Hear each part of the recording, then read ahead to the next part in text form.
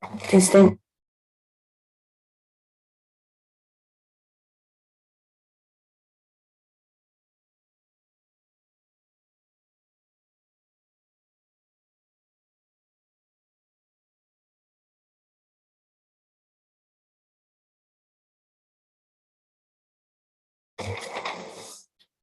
Good morning all here today.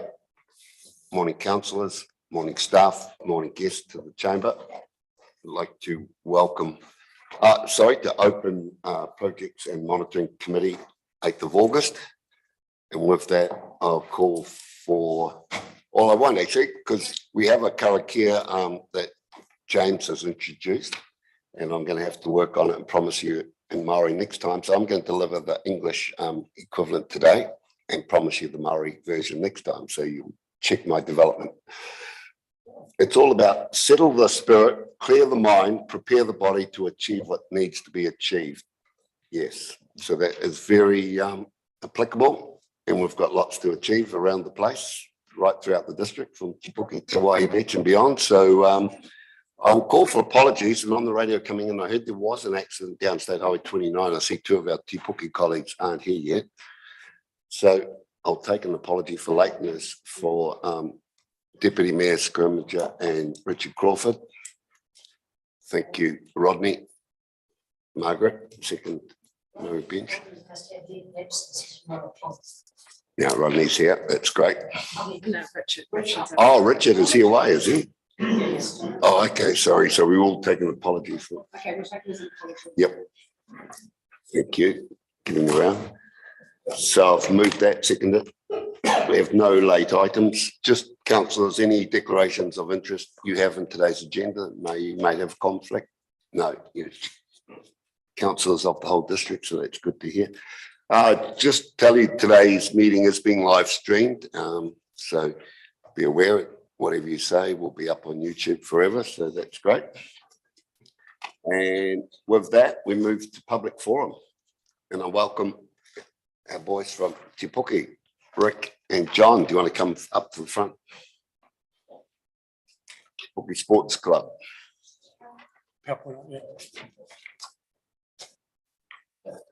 And welcome to my Deputy Chair, Alan Soul, online. Welcome, Alan, along. Get a wave online, great.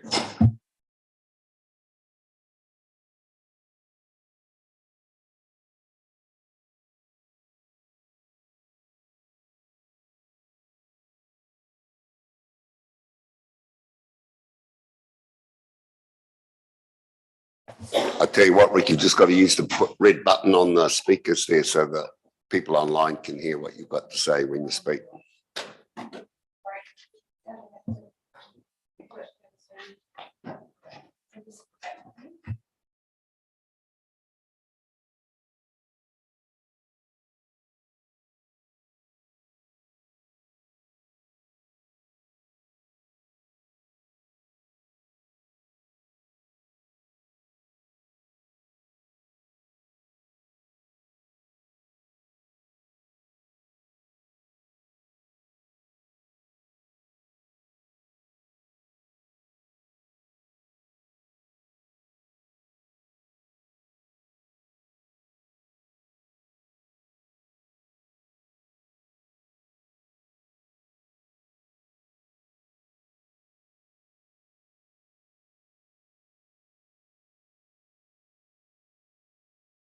Yep. Job done. Thank you. Excellent. Okay to go. Don, Mr. Chairman, councillors, management, thank you very much on behalf of Te Puke Sports Club for having us here today to present a proposal which surrounds a significant lack of vehicle parking at Aotearoa Avenue, which is rapidly becoming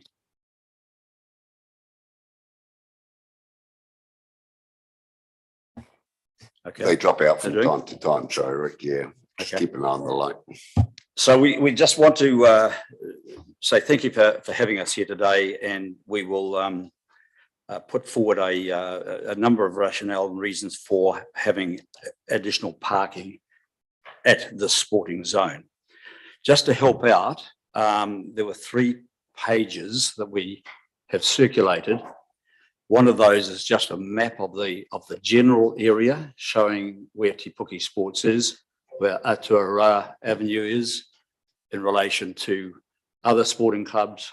Rangiuru Sports Club, for example, is at the top end of that map. We've also given you an extract from a newsletter highlight, just depicting the move away from Jubilee Park some number of years ago, when that was closed down for New World development and other commercial development, which left Te Puke effectively without a sporting centre, and showing, just detailing that move to the area we're talking about was an intention. And there is also, in addition, a letter of support from the Bay of Plenty Rugby Union, supporting Te Puke Sports' ambition to become an NPC venue. And without adequate parking, that's not simply going to be a possible step up for us. The detail on the first slide, if I may, is up there. Just to give you a little bit of background of our club, we're one of the stronger clubs in the entire district. You can see the membership there. We have women's sevens rugby starting next season. Thanks largely to Western Bay, who helped us up the first step on the development of Grandstand. We've got quite a significant growth in our supporter base and spectator base.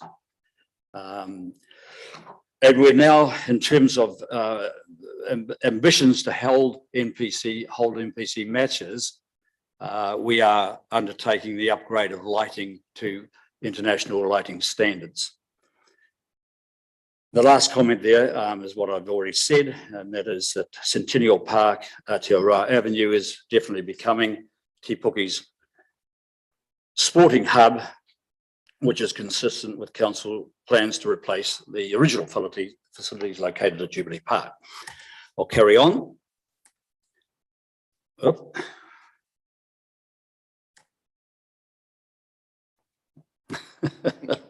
That ain't gonna work.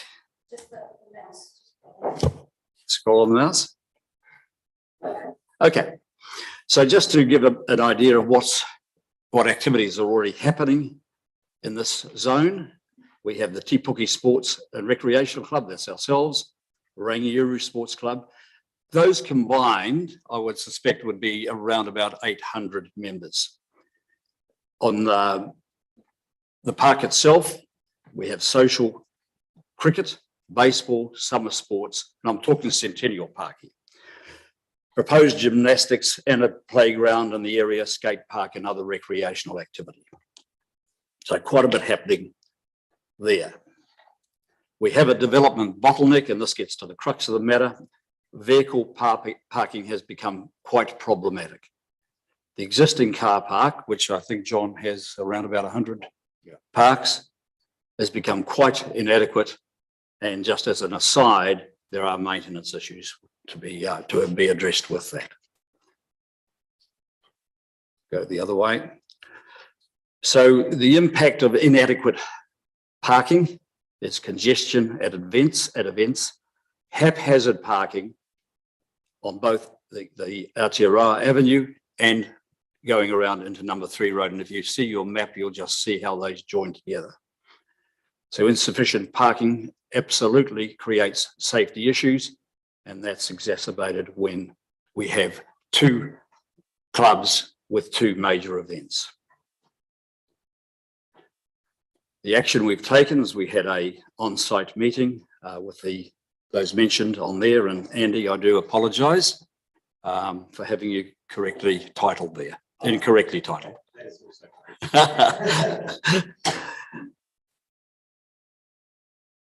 Now, I'm going to hand it over to one of the most capable surveying men in the district, John Lewis. So I just hit the red button and I'm on my way too. Yep. Mr. Chairman, councillors, good to see you. Yeah, so I guess I've been called in because in a former life I was a land surveyor in Te Puke, and I have had a lot to do with the development of Te Puke Sports, and in effect also in conjunction with that, Centennial Park, because all the material, a lot of the fill from that's in Centennial Park actually came off the Te Puke Sports Ground. So yeah, clearly this has been motivated by the issues we're having around the growth and activity in Aotearoa Ave, Rangiru, as we've talked about, and Te Puke Sports, particularly on game days.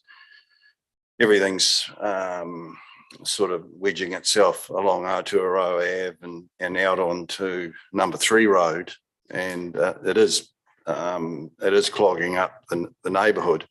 So we've been motivated to look at some of the options to try and improve that, and hence we had the meeting with some of the councillors, and well, we're putting forward what we think are some solutions for consideration. But predominantly, I think we've got to the point where we're sort of more focused on the existing reserve, which is off Aotearoa Ave. It connects to an existing car park, and it also links to Milson Place, which is at the southern end of the reserve. And you'll probably all be aware that the most of the growth focus in Te Puke now is actually in that McLaughlin Drive area. So it sort of seemed logical to us that, you know, there's a connection there, and you know, there certainly is a lot more awareness around providing good green space. But probably more importantly, we tend to think of you know, the clubs being the local rugby games, that sort of thing. But on Saturday mornings, Centennial Park and Te Puke Sports, they're a massive gathering point for all the young kids and children in the area. So the area has become the focal point for that sort of organised activity for kids in the district. So yeah, we're really looking to try and improve that facility.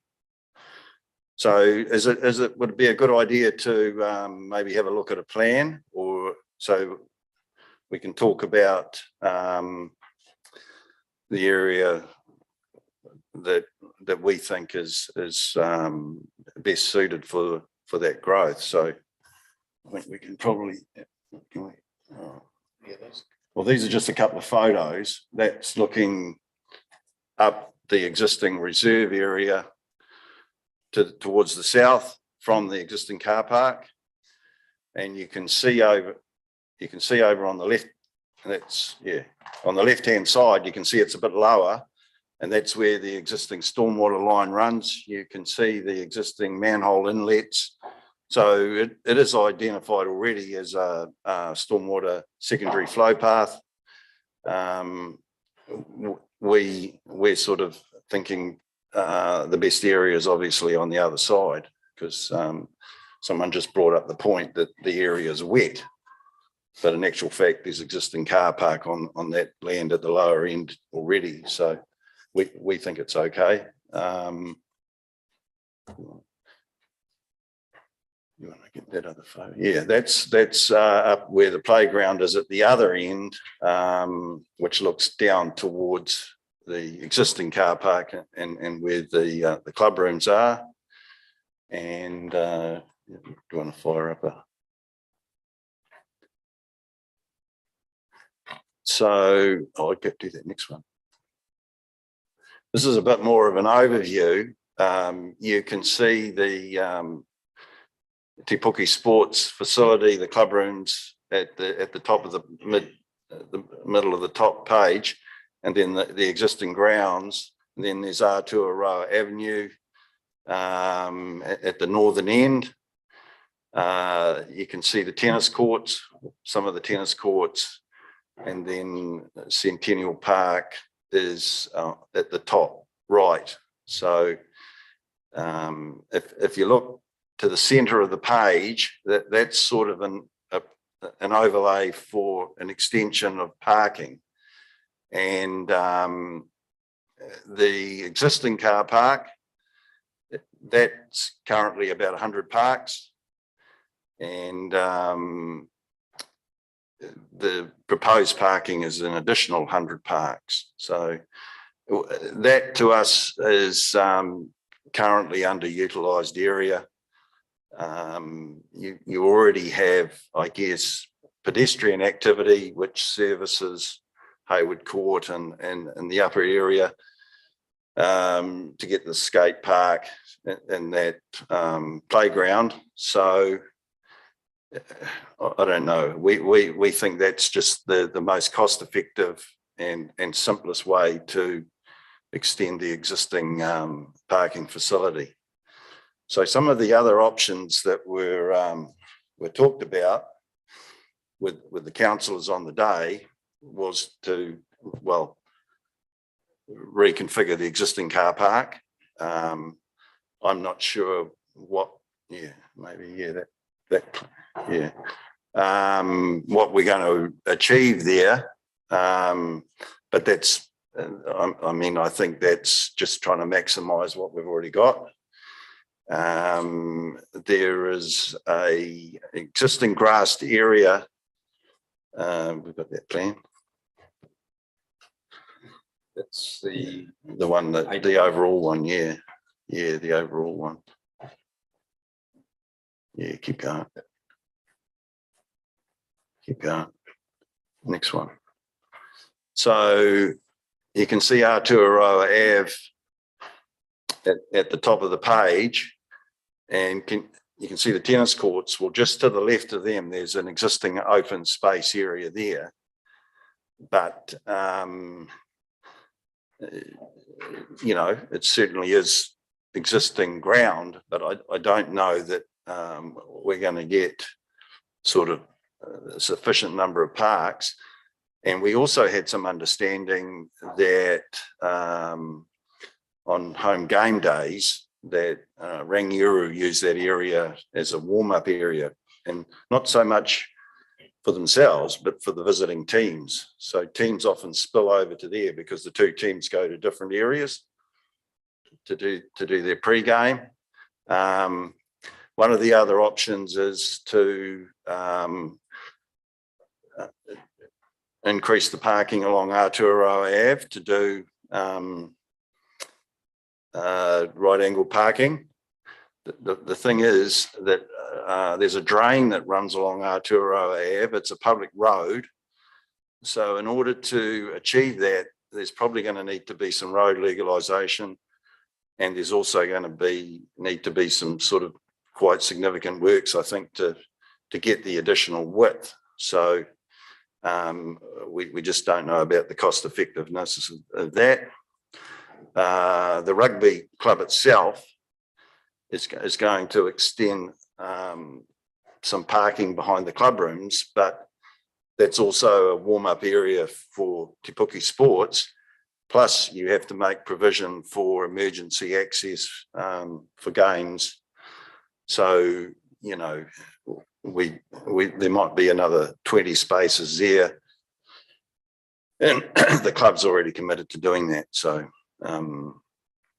those are sort of the options that were discussed and considered. So we can probably move on, can't we?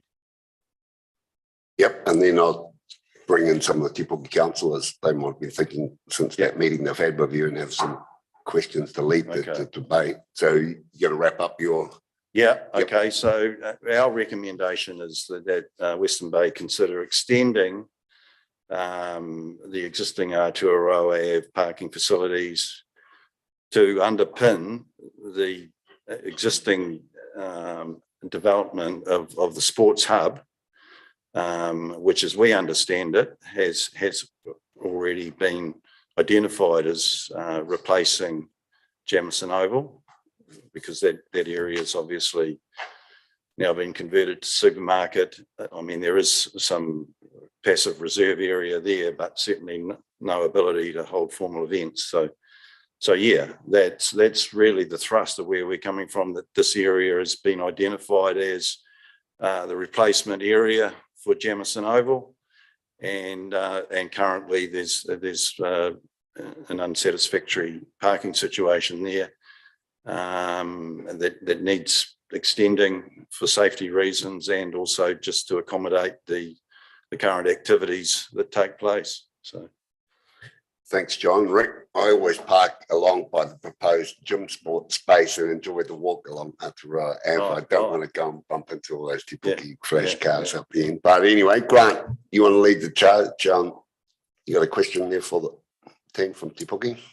Yeah, thanks, Don. John, the Hayward Park Reserve that you've put that schematic up there with 100 extra car parks, obviously that's quite boggy, isn't it? As your pictures show. Yeah.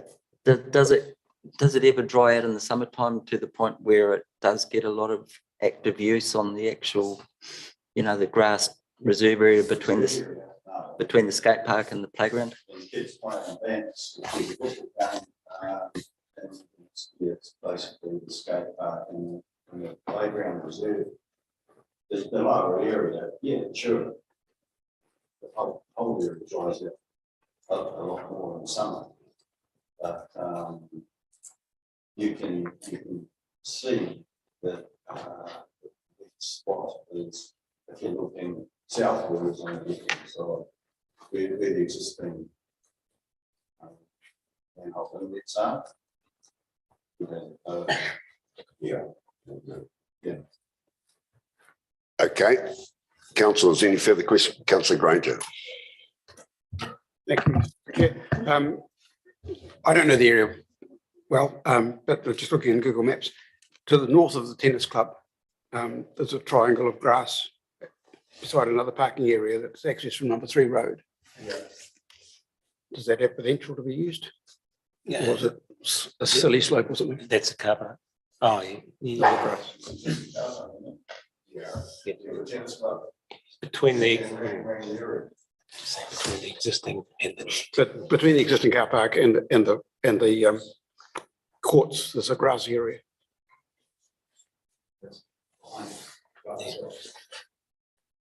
That's it. Oh, yeah, yeah. Could be sloping ground. No. Yeah, that's pretty flat. Yeah. Thanks, Murray. So you've highlighted that. Councillors, any further questions? Councillor Wickers. so not a question, but just thank you for coming in, and the work that you've done in this is quite good. I know the history of the relocation of the sporting sort of focus to Centennial Park, so I think that from a council point of view, it's worth investigating. Thank you. Grant, I'll go back to you and then I'll look to wrap this up with, sorry, Margaret. Yep. John, I happened to speak to one of the committee members of Rangiora Sports Club yesterday, and they indicated that, they, without any prompting, that whenever Te Puke Sports and Rangiora Sports have a home games, that it's always chaos around Aotearoa and all the way down number 3 road. So how often is there a situation where you're both playing on the same day?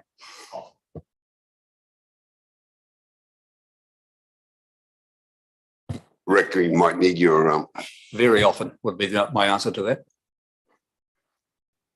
okay, couple tidy up. Councillor Murray Bench. Right. It's wonderful to see the success of the sporting clubs on those sites and understand the argument that you're bringing forward. And I'm not sure who can we ask, perhaps to Mr. Ellis. Yep, we've Is got it that. feasible? He's going to wrap it up in a minute. Yep, we're just asking Thank any you. further questions. Councillor Henry, you got one last point? Can you talk about the congestion that is there? Are the overflow parking on the Aotearoa Avenue Your people, and number 3 road. your people basically are all up on the verges. So that restricts traffic flow. Game day, I think you can sum it up by calling it chaos, and But it's not safe currently in terms of travelling No. around there. Absolutely not. And in particular, with a very, very large amount of children attending Yeah, exactly. on Saturdays. Yeah. And I just would make the point, and it was a little bit retrospective, but I'd say the success of our club at the moment and that sporting hub is due in no short way to the wisdom of Western Bay in initiating the first, and Te Puke Community Board initiating funding for our grandstand, which has been an outstanding success. So thank you from our club for that. okay, thanks Rick and John coming in. I'll just hand it to Gary, and he's made a few notes here, and he's going to sum up what can be initially done, and then so Gary. Sure, thanks, Chair. So I think what it's highlighted is a shortage of parking in the sports hub area, if I call it that. So whether it's not only just for Te Puke Sports, but you've also got the proposed gym club along Aotearoa Avenue. You've got the tennis, you've got Ringiru. So what I was thinking is we need to get an indicative costing that goes roughly how much would this, as described by today, cost, but also look at the alternatives that go, could you instead build the car park that's proposed by where the gym sports planning to go? Because again, it's the chair said it's not far to walk down the road to that. Could you do something on Centennial Park? So I think there might be some other options, but for a costing to put into the long-term plan for consideration, we'd base it on this proposal, even though it is a wet and it is an overland flow path area. Okay, thanks, gentlemen. Thank you You've very pushed my much. 5 minutes. My 5 minutes. My colleagues are reminding me, but that's all good. You did ask for a Thank you decent very much time for the slot opportunity. to raise your issues. Thank you. Thank you very much. Right, councillors, we have presentation now on Cowrie dieback disease. Emma, you bring our guests forward. We have Josh from BOP Regional Council and Rowan from DOC. Oh, yeah, public forums finished. We don't need to do anything. We just move on seamlessly. Thank you, Greer. It's very topical of the last just few weeks, really, hasn't it? It's really captured attention. We've got Councillor Henry on the case, keeping us informed.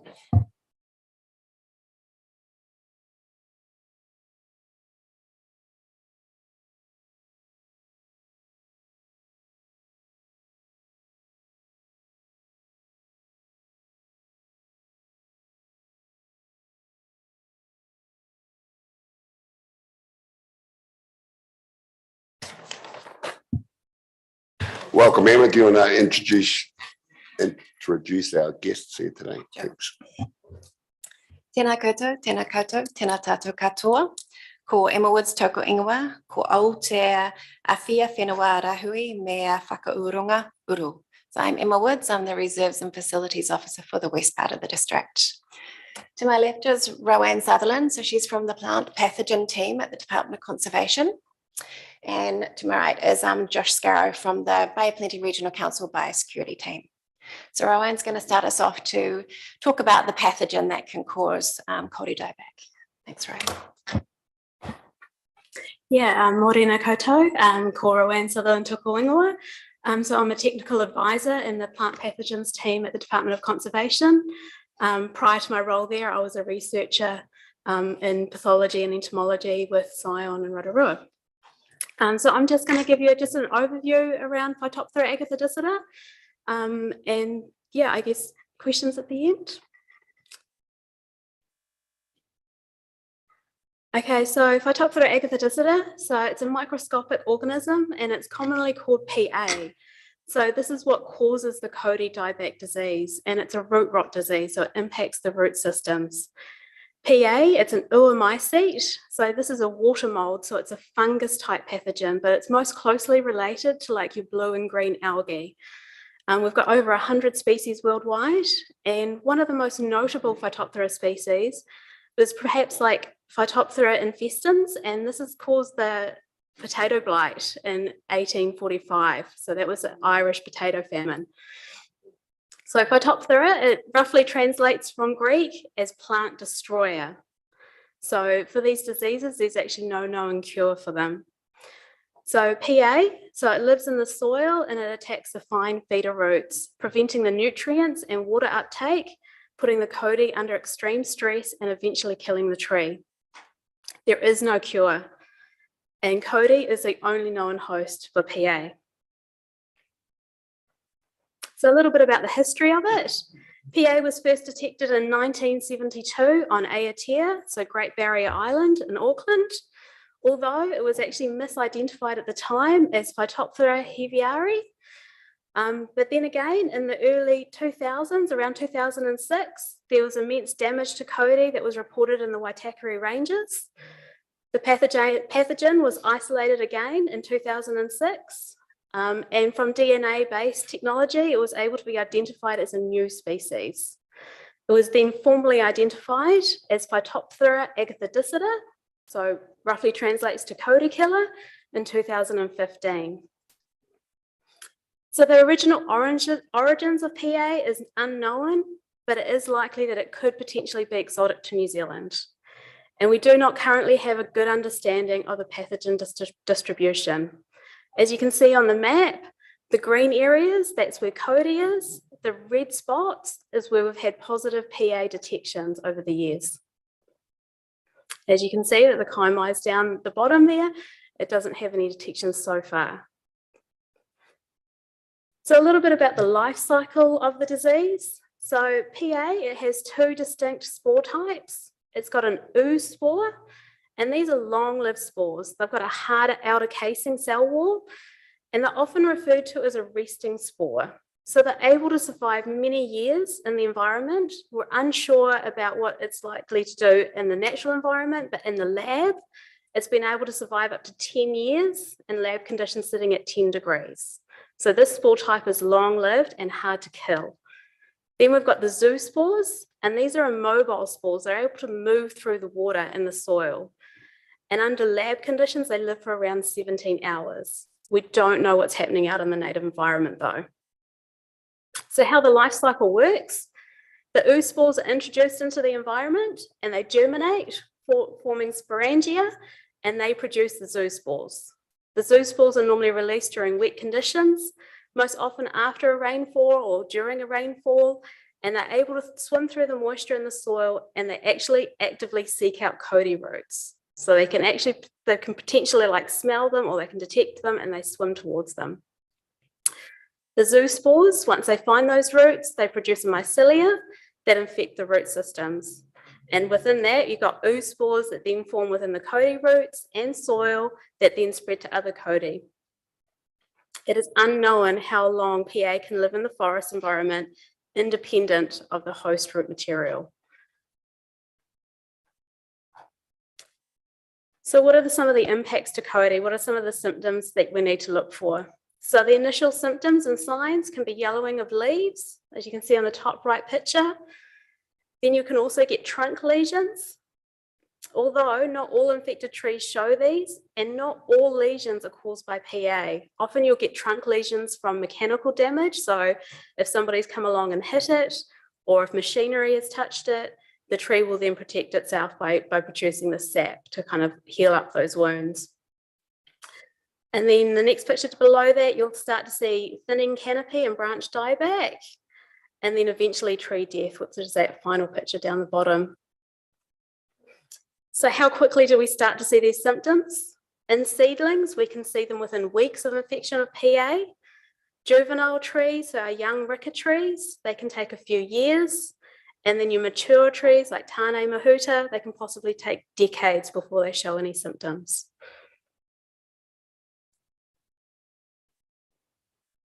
So the importance of Cody.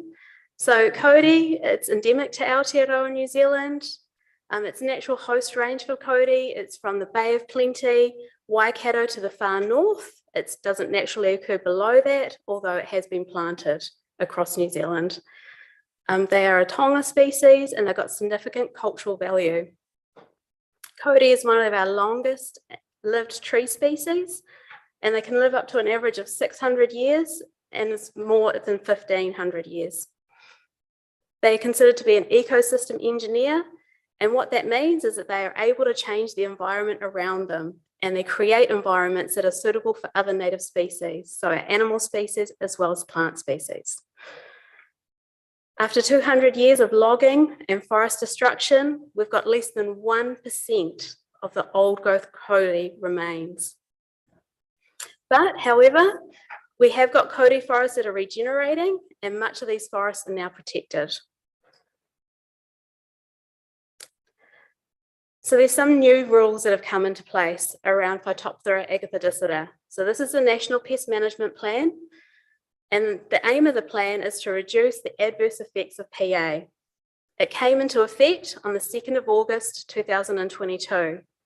It provides the strongest form of protection under the Biosecurity Act. The national plan consists of an approach for managing the risk of PA pathogen across New Zealand. Substantial or continued non-compliance with these rules will lead to prosecution or infringement fees, and an individual or corporation could be charged under the Biosecurity Act.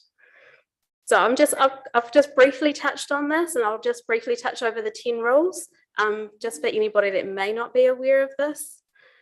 So there are 10 rules that come with the National Pest Management Plan. One is an obligation to report symptomatic trees.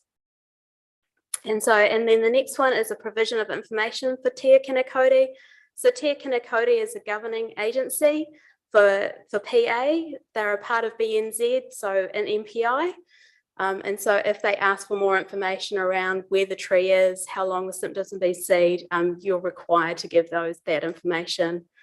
There's plant and soil movement restriction. This is mainly for nurseries. So that's to ensure that there's no new introductions of any other pathogens or of PA. The creation of PA risk management plans for working around kauri. Soil disturbance and earthworks. This is a rule that actually comes into force this year. Stock exclusion, because as we know, soil moves the pathogen.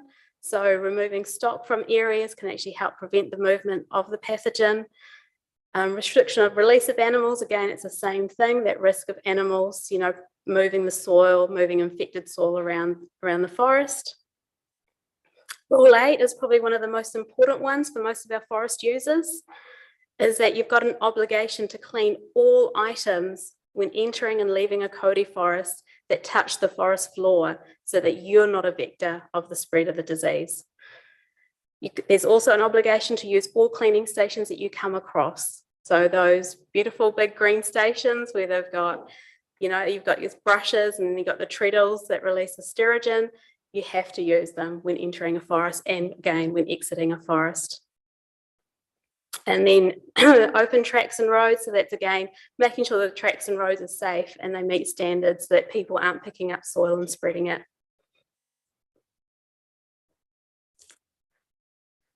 So some of the hygiene things to kind of keep the kauri safe and to prevent that spread is all items must be cleaned of all soil and organic matter before and after entering a kauri forest.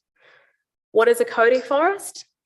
The interpretation by the National Pest Management Plan is an ecosystem that contains more than one kauri tree or land being regenerated with planting, and include any land within a kauri hygiene zone.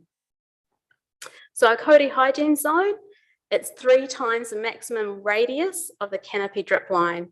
So if you look at the picture below, you've got the canopy and then 2 more times above that, and you can see how far the roots spread out. So that's a kauri hygiene zone that you need to be aware of.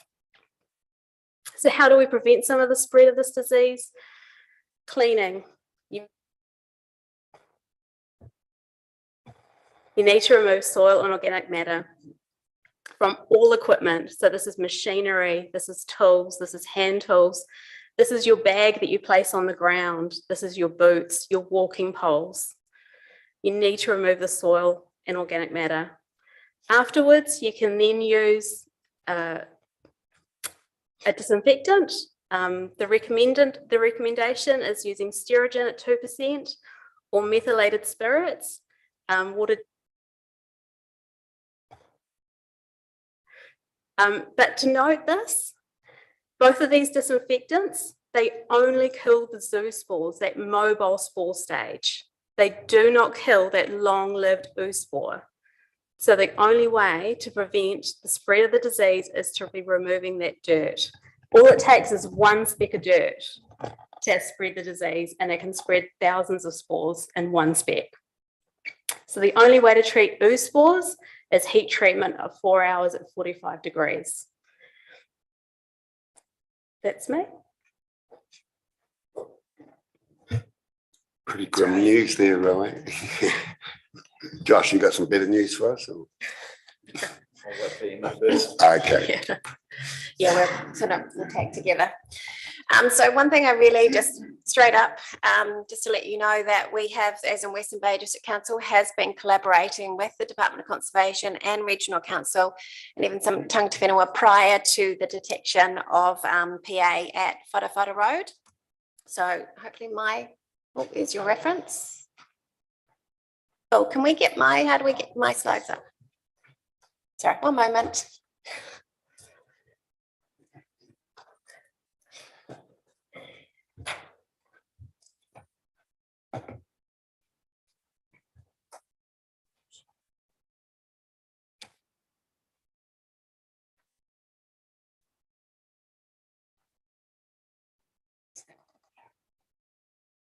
Yeah, that's it.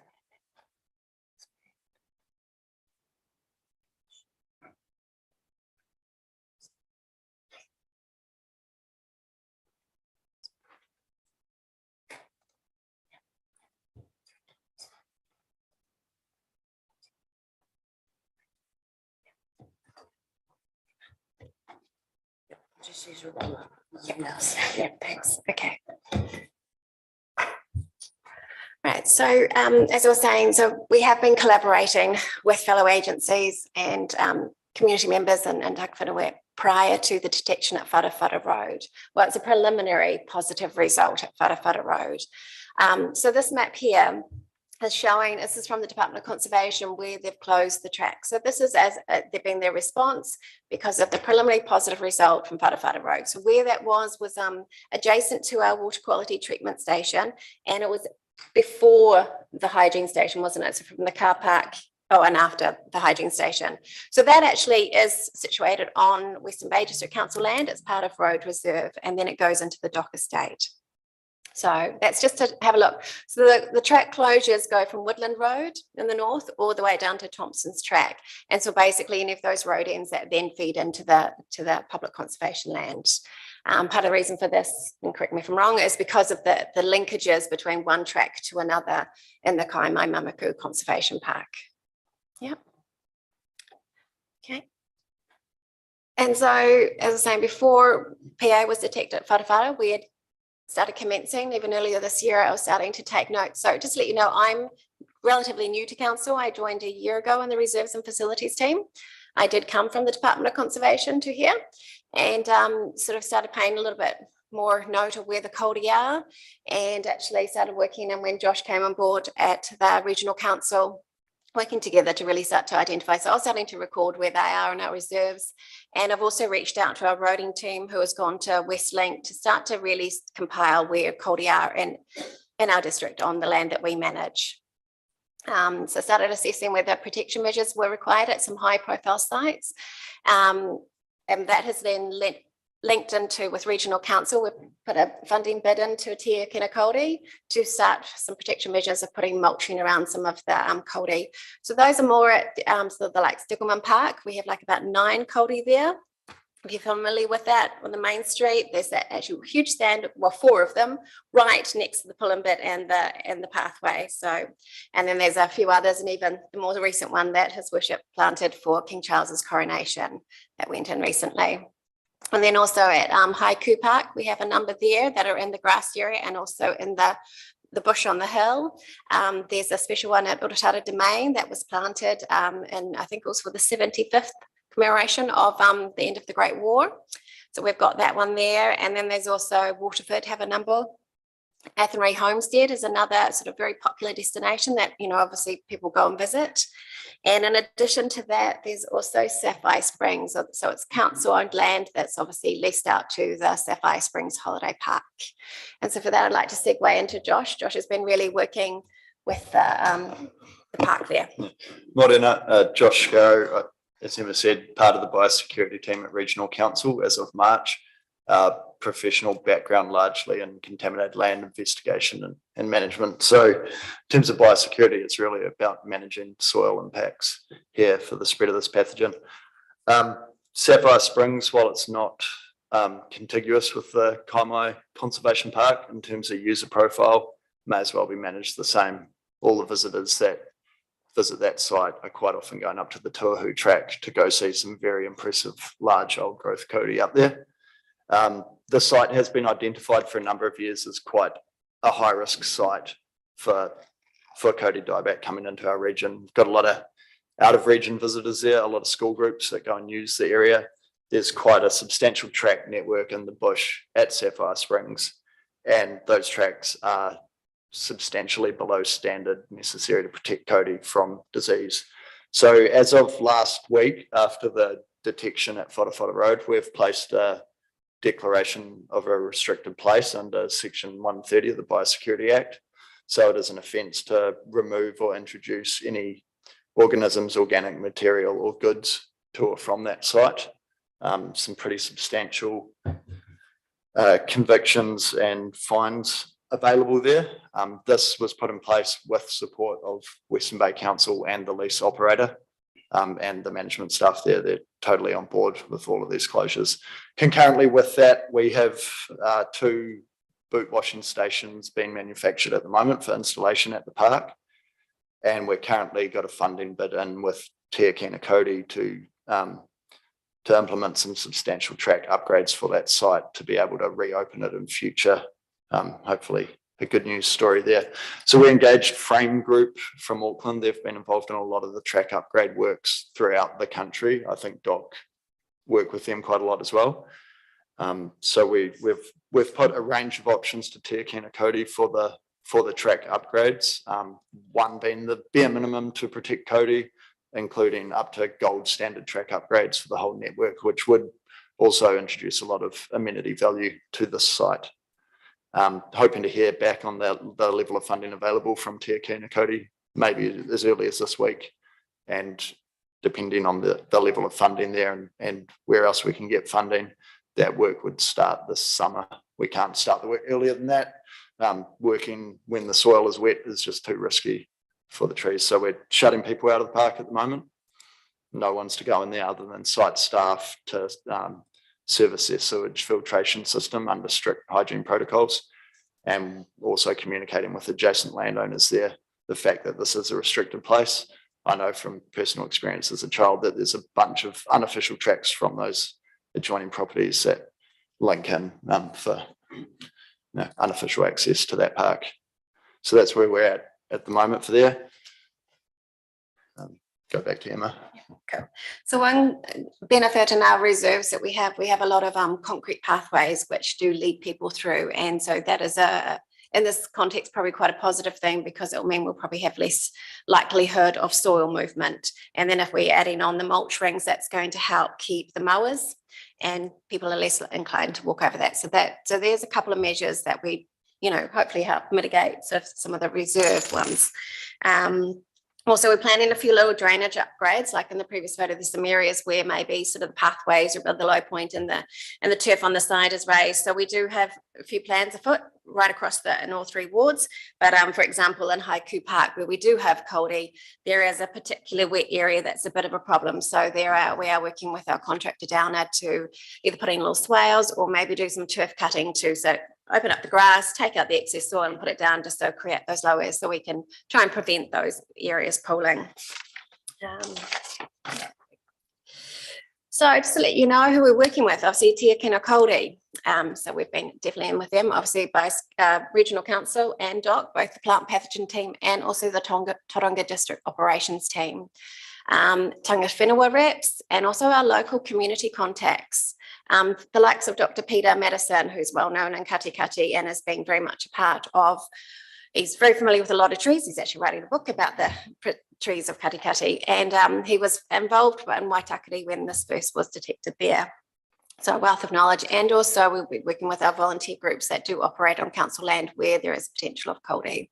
And of course our contractors, especially Downer, our main reserve maintenance, they obviously go from one site to another, and just like our own personal staff, you know, we really stress in a high level of hygiene so that we are not vectors.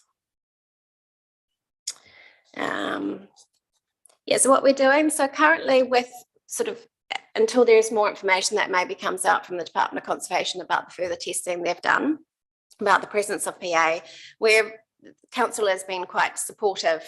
So our comms are sharing their messages, and any communication or feedback we get is being passed on to DOC. We've internally had a lot of contact, like linking up, so DOC staff with the correct operational people, so they'll be in the roading team if they want to discuss things about, because obviously most of the tracks are at our road ends, and also linking them up with our utilities and also reserves team. And then we do have the acting reserves and facilities manager, Scott Parker. He is sitting on, there's a starting of a multi-agency sort of advisory group that's happening. And so he has attended that first meeting of that, which happened on the 31st of July. In addition to that, we've got a lot of buy-in from utilities and Rowan, and also Tony Twyford from Tēnā Kāori came and did an education session for the water quality treatment plant operators, and also some reserve staff up at Wharawhara Road.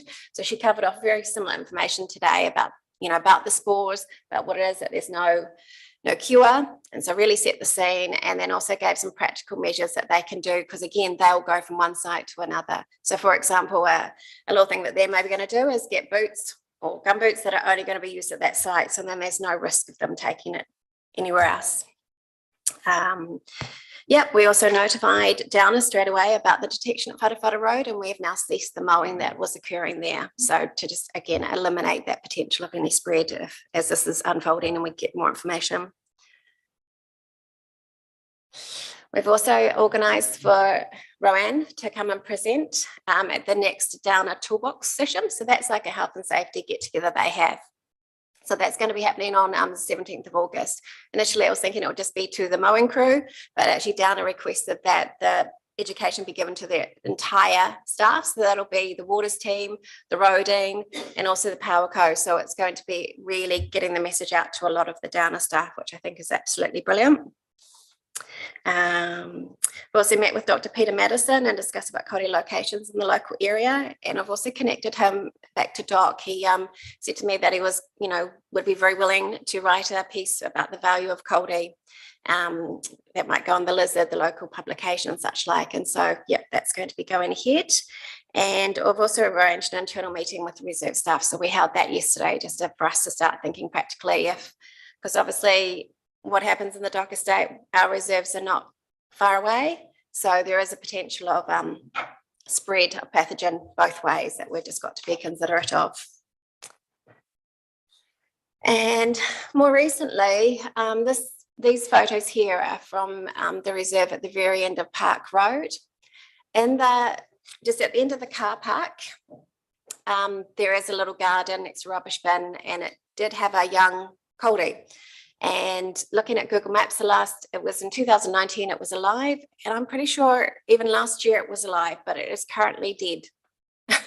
Yeah. And so when that was detected, I did speak to Josh, and he's gone and sampled it. So we're awaiting results of that. There is a likelihood, given its location squeezed into a little garden with lots of things happening around it. They have very sensitive roots, so it could be in disturbance. It's also been very wet. So there's a lot of possibilities as to why, but until such time as we get a determination from the sample, we'll leave it there and then determine next course once we know. Yeah.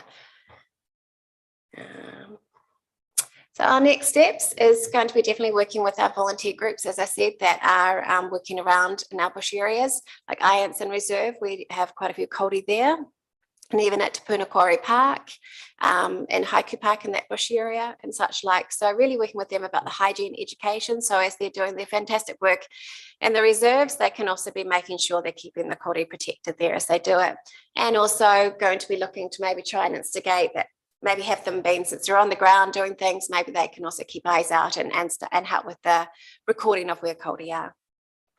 I'm going to really go wider with our contractors about setting hygiene expectations. So on the Kāori Protection website, there is like a brilliant document ready to go about the principles of hygiene. So that really talks through about what to do. And then there are other more specific things about working around Kāori in that hygiene zone. So there'll be all the earthworks, which will definitely operationally across all our teams will have to be very aware of, and any contractor we use will need to be aware of. And then we'll be assessing the need for any maybe Kāori hygiene station type of things in any of our reserves. So Ianson, for example, might be one that could be a worthwhile addition to put something in there. Although that did get some track upgrades a few years ago with funding from MPI, we'll just be looking to see if there are any other measures that we might need to put into play. And obviously continue to collaborate with our fellow agencies and tangata whenua partners. So these are just some photos of some of the Kāori we have around. Up the top near the flag, that's at Athenry Homestead, so it's quite a big Kāori up there. Next to it is, there's even out of zone down at Makatu Cemetery. We have a big Kāori there. We actually have a few Kāori around the Te Puke streets as well. The third one on the top is the new one that got planted for King Charles's coronation. Waterford Reserve in Karikati has a number of Kāori there. And then we even have half a dozen of them on the streets of Citrus Ave and Longboard up in Waihi Beach. And then down the bottom left is at Haiku. So again, there are a few there. There's a couple that are sort of out in the grass area. Most of the rest are in the bush area. The one in the middle down the bottom is the tree from Urutara Domain.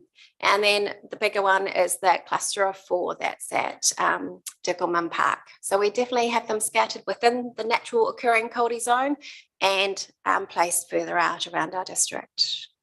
So yeah, so we'll also be giving little kits like this to a few staff that might need it. So that'll contain a couple of brushes, so a hard brush or a softer one to sort of clean. So the whole thing is make sure all the soil's gone.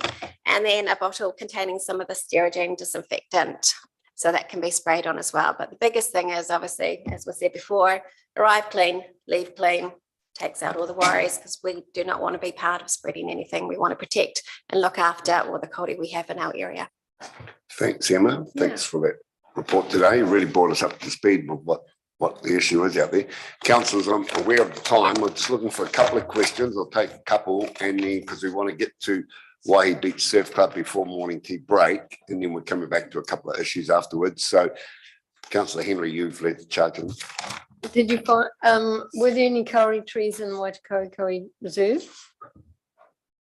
That's all yet to be determined, because I was going to speak to Laurie Don about that. I'm obviously new and not au fait. There's a lot more pines there, but there was potentially going to be 20 to be planted soon, but we'll have a discussion whether we still continue with that. There'll be a few in the Mayor's Garden adjacent to it. My question's around the ones that are actually in the reserve, because as you pointed out, some of them are very, very old and we treasure them. They're, our guests come and park there, and you say that you're barking them and that's going to protect if people go over them. And I'm not sure about the spores, if there were spores that were on the grass and you've got this bark on it, obviously they could get carried onto the bark. Can spores travel, if someone walks through a part that's got Kāori trees that are fenced off, because this is my question is, do we need to fence some of those areas off, especially that one there that's got 2 paths going either side of it? The one in Diggelman Park with those 3 there, isn't there? 3 or 4. So if the spores are in the park on the ground and we've protected them by stopping people travelling over them, they've got bark on them, they've got all that, is it still possible that the spores are going to get in there if they're actually in the park? So the zoo spores are mobile and they're predicted to swim, that they can actually move around about 1 metre. It's it's still to be determined like what soil type and how far they can move, because they do move through the water body. And they can actually move a long way through streams and things like that. So if you've got a lot of flooding in the area, they'll be able to move easily through that. People can transfer it from shoes once it gets into the soil, and that ooze spores germinate. The ooze spores can then travel and they can move closer to that tree. So it can be moved around. Yeah. So I'm just going to say, oh, okay. Yeah, just say the mulching idea is kind of striking a balance between pure Cody protection and maintaining reserve space.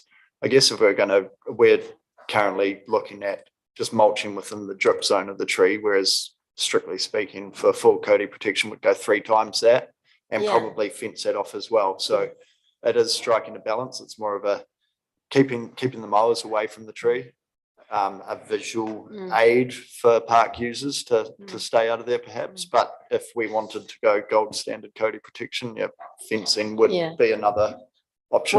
Well, I'll leave that question there. But as far as I'm concerned, there's heritage and, gold standard is what it deserves. But I'll leave that with you because I know you're in early stages and you're going to continue looking at it. Thanks, Anne. Right, team, thank you very much for coming in, Emma. I've got about 3 big 15-metre calories right in the centre of my orchard. They started life as this big at Bill and Rosie's when they were Te Puna BP. I will never drive my tractor past them again now without taking a wide berth. I just treat them like part of the family and knock them around. But anyway, with that, I'll call for a mover in a second. Councillor Sol and Henry, I will put that. All those in favour? Those against it, carried. Thank you. Welcome, Waihi Beach. Welcome to Donna and Craig. We've just got proposal to lease for the Waihi Beach Lifeguard Services Councillors, page. Sorry, my computer's died.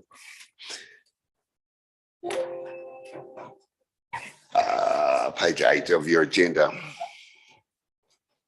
Get this hopefully tucked away, and then we'll have a quick break for morning tea and try and gather some space to get on to Waihi Beach stormwater and library issues. We might have to shout Ross and Sue and Bob at coffee that keep them that way.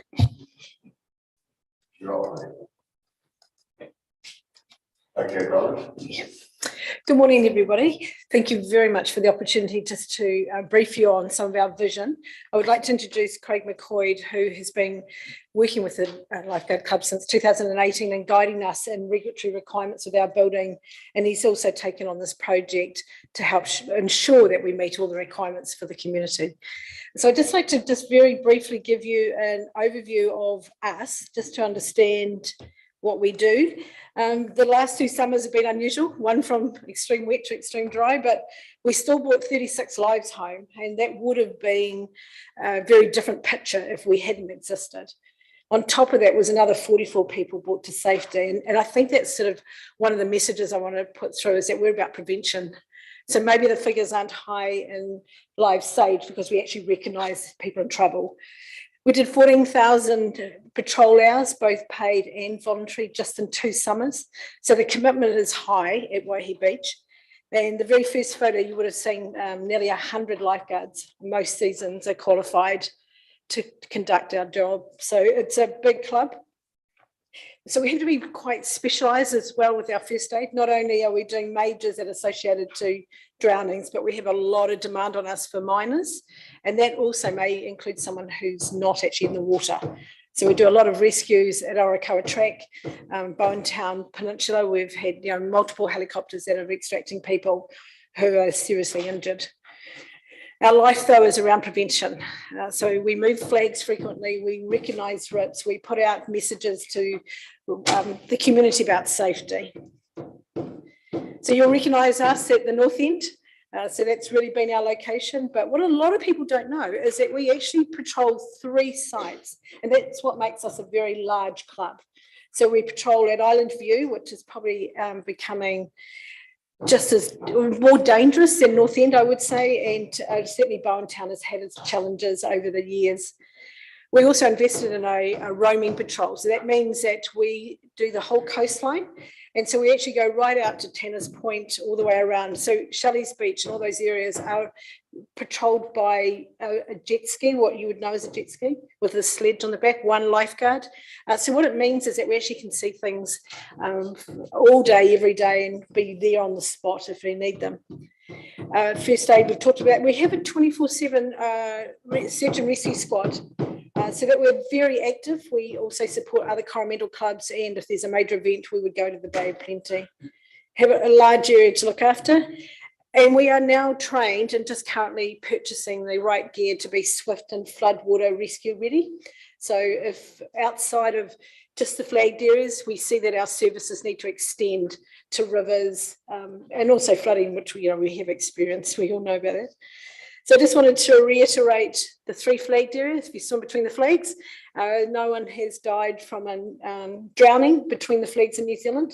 There has been some medical events that have resulted in unfortunate situation. But when you swim between the flags, you've got so many eyes on the water, and that is the safest place. On top of the data I've already given you, in the last 2 seasons, we've done 22 searches. So that's where our rescue squad is usually in the water trying to locate people, when bringing people home whose boat hasn't returned around the Orikawa areas. We work very closely with Coast Guard, but they tend to be further out in the water where we do the coastline, because our boats can bump in around rocks and things like that. That is our first call-out squad. So we have 3. The first one are locals, and then it goes to sort of Matamata, Tauranga and Hamilton, and then it goes to Auckland if we need them. And on average, a lot of our particular searches last on average 10 days. So we often have to bring in a lot of other individuals because it's very tiring to be on the water all the time.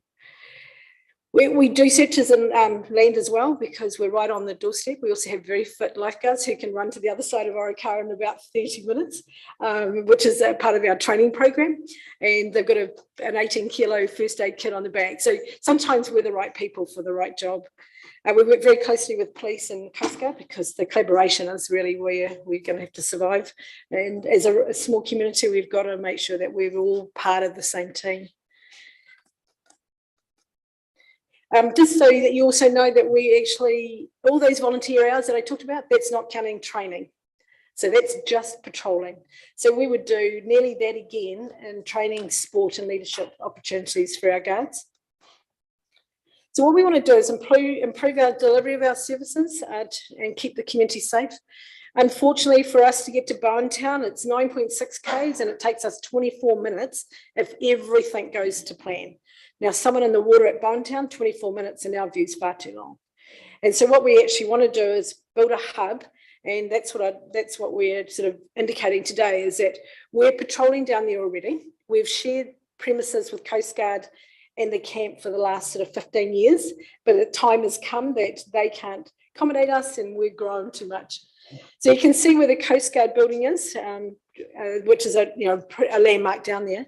That's our track that takes our boats down to the beach. We have a portable tower down there, but they have nowhere to go. We have nowhere to do first aid treatment.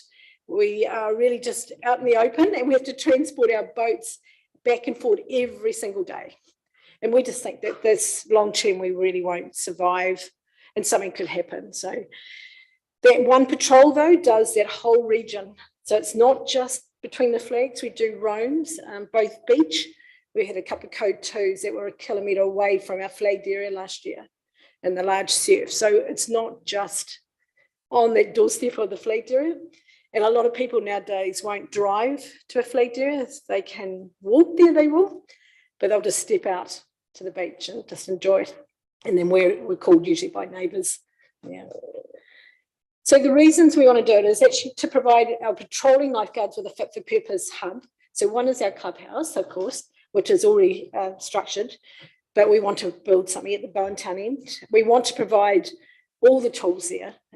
From showering when you've done a rescue, you've got to get the salt off lifeguards. They can't sit there for the rest of the 6 months, covered in salt. We need showers, we need toilets, we need lunch rooms.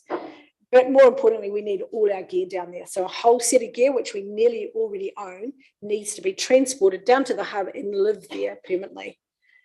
We need privacy to conduct first aids. It's not ideal to have someone, we were trying to shower with towels or a pergola type thing. We need to take them away and give them their own privacy. And in this summer, it's certainly proved we need a second location because we get both coastal and water inundation at the other end.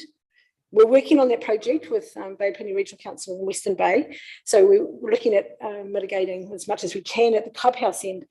This particular project, though, actually solves a couple of problems because we can, if we can't drive down there, we can still take one boat and pick up the rest of our boats and rescue gear, defibs, jet skis, and actually be in full function in a short space of time if we ever got flooded down that end. But it also it does protect a lot of our other gear that we have outside because we don't have room as well, and it needs to be really looked after. Yeah. So the idea, though, is to provide the hub to other services. It can't be an isolated hub because if you recall the gentleman that unfortunately lost his life off the rocks last summer, the police are standing in the middle of a paddock trying to do sims. They're trying to bring in all the other services. They've got nowhere to go. So we think that they could take themselves to this hub. It's got a meeting table. You've got all the refreshments if you need drinks and water and things, and allow them to park their vehicles, get them off the road and deal with the incident management. So we would allow that to be available to those 4 people, but if there's other organisations that needed it, we can structure in such a way. And we do have a lot of shift changes where someone's got to go somewhere to do a shift change, particularly if we're doing night, then daytime. Yeah. So we've spoken to a lot of people, and I think one of the major ones is Coast Guard because we're right on their doorstep. So what Craig's going to detail to you is actually already being ticked off by them in the logistics. Okay, we've got pressure by mid-December. We're on patrol again, right down that coastline. And it's getting to the point that our guards need to be looked after just a little bit more when it comes to the heat, time off when they have a break, that they can go somewhere. But in the meantime, we've also got a first aid room. We've got defibs and everything at our disposal. Yeah. So I'd just like to introduce Craig because I think without his guidance regarding building structures, what we need to do to protect ourselves for the future, how do we make sure we don't outgrow this building, Craig's done a lot of work. So I'll just hand over to him. Thanks, Donna. Mr. Chairman, Mayor Denia and Council, thanks for taking the time to hear us this morning in regard to this important building that we think is completely necessary in Bowentown. We did look at the options in regard to location just so we could accommodate the Coast Guard's requirements. And on the map that you see here, we've come up with this particular location based on access off the road, etc. We're not inhibiting Coast Guard, and we're out of the flood zone, which is important for us for future proofing, but we're far enough back from the dunes as well. So the building itself is pretty much a shed, but the best shed that we can make at the moment. We're currently looking at a design called Importance Level 3, so we can sustain a seismic event because of this. If we did have a seismic event, we need the community services to be operational post the event. So we are putting some thought into that, how we can sustain the event and then still facilitate services post that. The building itself is 12 metres in span, 16 metres in length, and 4.1 metre at the outside eave. That's the outside wall. Bit of science applied to that. That's accommodating the club's requirements in terms of their gear inside, being able to park in the 3 bays accessed by roller doors, and the 4th bay accessed by a ranch slider is for the meeting room, the services for the amenities for the lifeguards and also the other emergency services. And also we have a first aid room so we can actually back an ambulance in should that be required, so we can facilitate some privacy there.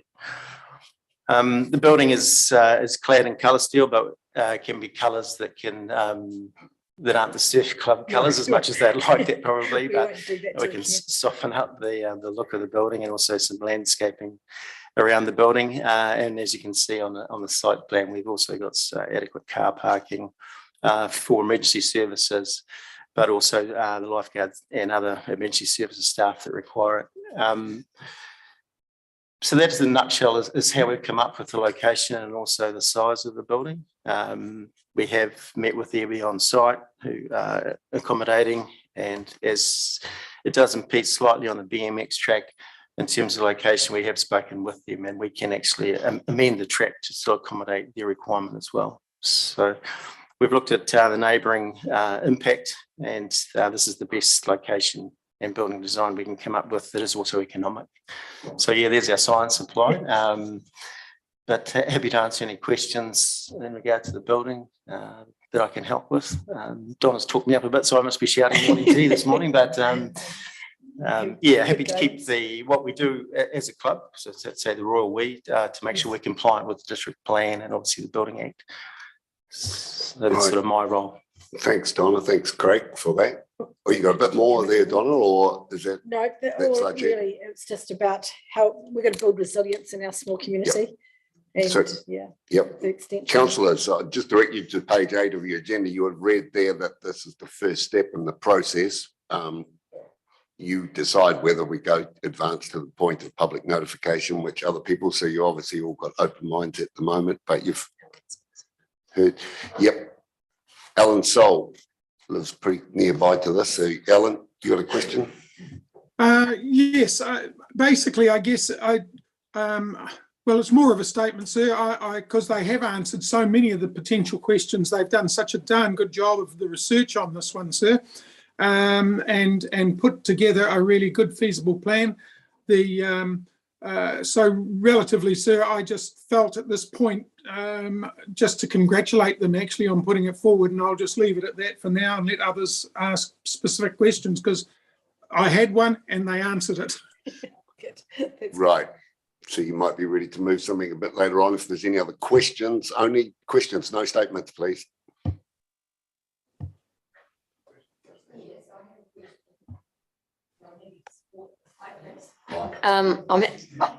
I have a question and I'm happy to support this application.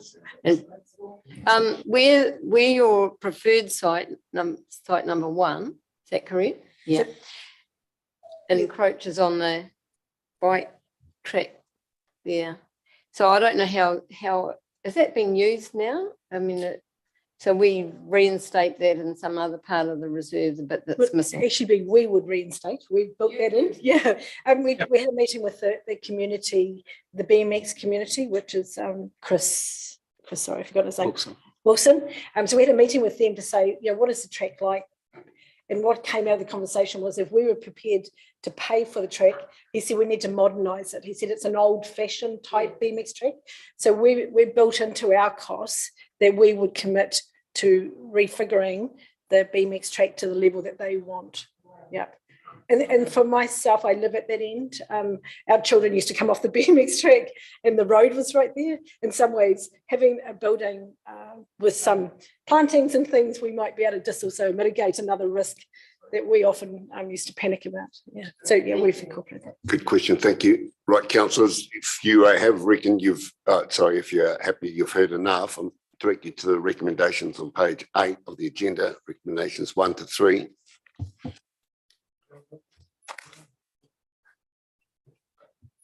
Alan, got your hand up. You got your hand up again, Alan. You wish to move something, anything? Yes, sir. Basically, I'm happy to move 1 to 3, but to be honest, 1 through to 5, and let's encourage these people to get moving. They've really done a good job on this, sir, and I just feel that I support them very strongly. My concern was how it was being dealt with as far as the BMX track. They have taken on, I think, a wonderful attitude towards the community to not only be looking after us in the future and currently, so to speak, and saving lives and preventing loss of life and injury, but they're also being very good neighbours and saying, hey, we will give you something better. You can't ask for better than that, sir, and totally support them. Thank you, Councillor Sol. I've got it moved Sol, second Joyce. Is there anyone else wishes to speak to just this initial stage of the project? Mayor Denia? Yeah, I want to speak in support. I think it's a great initiative, and as I say, I support that. I will be interested during the consultation period that we're proposing to probe the views of the PO people and any dissent that they have, but that's what the consultation period is for. Yeah. So, And we've done, we have consulted with everyone in that community, and we do have a majority that think that it's a great idea. They all agree, as long as we don't paint it red and yellow, they'd be comfortable. Right, councillor Murray Bench. Hopefully this might. Thank you, Mr. Chairman. I certainly support the recommendations, and I thank you for the leadership that you're giving on this project. I think it's exciting, and the community certainly can't help but benefit. Thank you. Yes. And thanks, Alan. You gave such a glowing response before. I don't think we need any closing mark. No, we don't. Okay, councillors, I'll put that recommendations 1 to 5 on page 8. All those in favour? Those against? I declare it carried. Thank you, Donna. Thank you, Craig. Council, tight timeline now through to just before lunch. We've got a lot of work to get through. We've got Waihi Beach Stormwater, Waihi Beach Library. We've got some roading issues. We've got a bridge issue to try and get through, have a quick lunch break, and then we have an appointment with NZTA online at 1 o'clock. So I'm just laying out the next 2 hours for you. And we've got our guests from Waihi Beach here as well to join us. So if you can, try and squeeze a quick 10-minute break now at max for a cup of tea, and we will be back ready to go at 11 o'clock sharp. Thank you.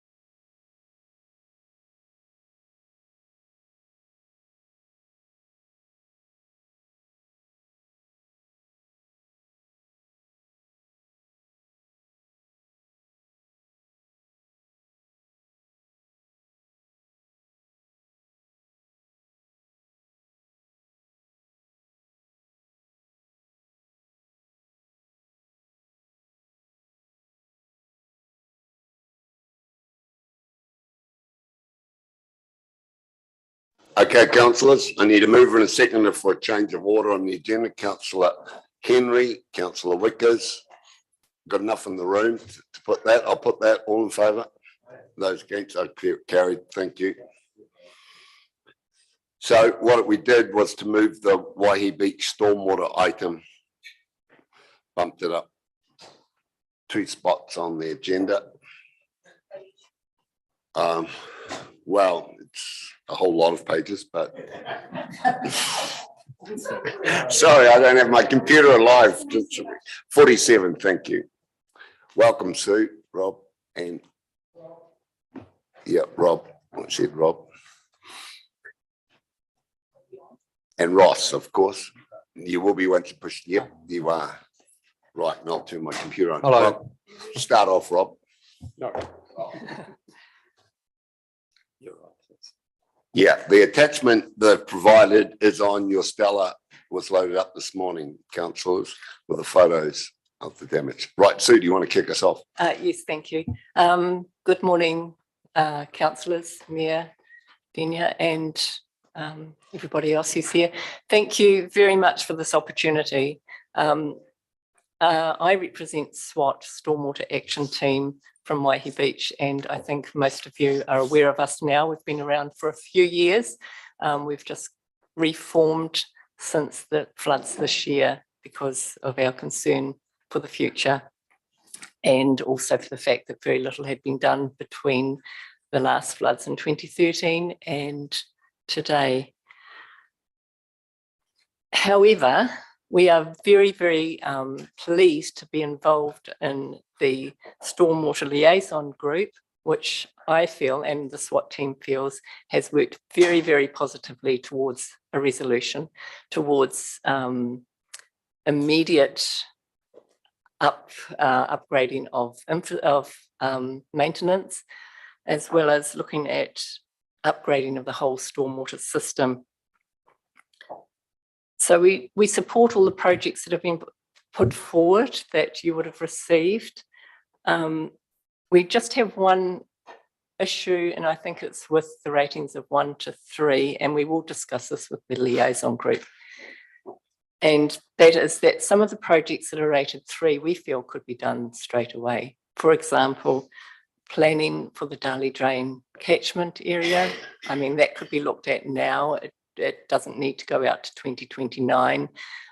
There's lots of issues there that can be looked at, lots of ideas thrown around, and we feel that that needs to be happening now. We also feel that consultation with landowners regarding upper catchment attenuation could be happening now. There are 2 landowners involved, and both are very open to discussion. They have basically indicated to us that yes, they are open to having parts of the land used for upper catchment attenuation. The other thing that concerns us is the building consents process, where hard areas such as paving, driveways, etc., are able to go ahead without any consent. And we had the situation on Sunday where we were invited to Jenkinson Street Lane, and at Jenkinson Street Lane, we were shown water flowing down from driveways on Fife Road. Masses and masses of water that flowed down there during the last flood and into the drain behind Jenkinson Street Lane, and that water went across the road and into the pensioner flats. So our concern is council going to address the issue of consents for hard areas?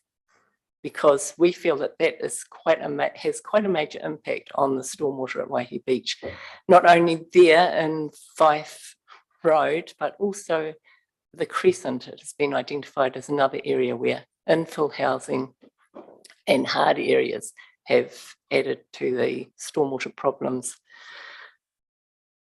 Now, on Sunday, when we met with the Jenkinson Street Lane people and we discussed the water that was flowing through there, and it was pretty massive. I think, Ross, you've got a photo there. Yes, I have. I just can't get into the D drive. Oh, okay. So it actually poured across the road and into the Pensioner Flats. And the people, yes, you would have received that this morning, last night.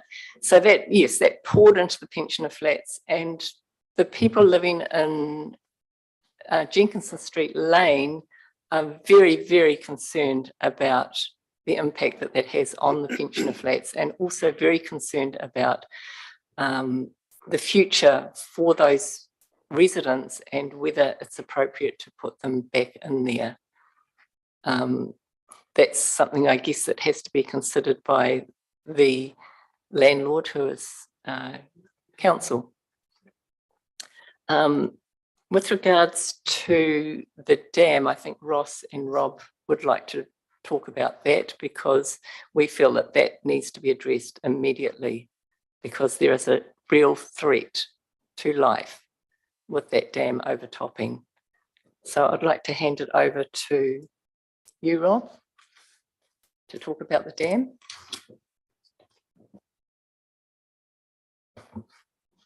Hi. There were some photos up there of the dam when it's empty, which is quite, I haven't seen that picture myself, which shows how little capacity there is, and my belief is it's because of silt build up over the last 20 or 30 years, and that seriously needs to be looked at. And the entrance to the spillway is full of vegetation and excess silt that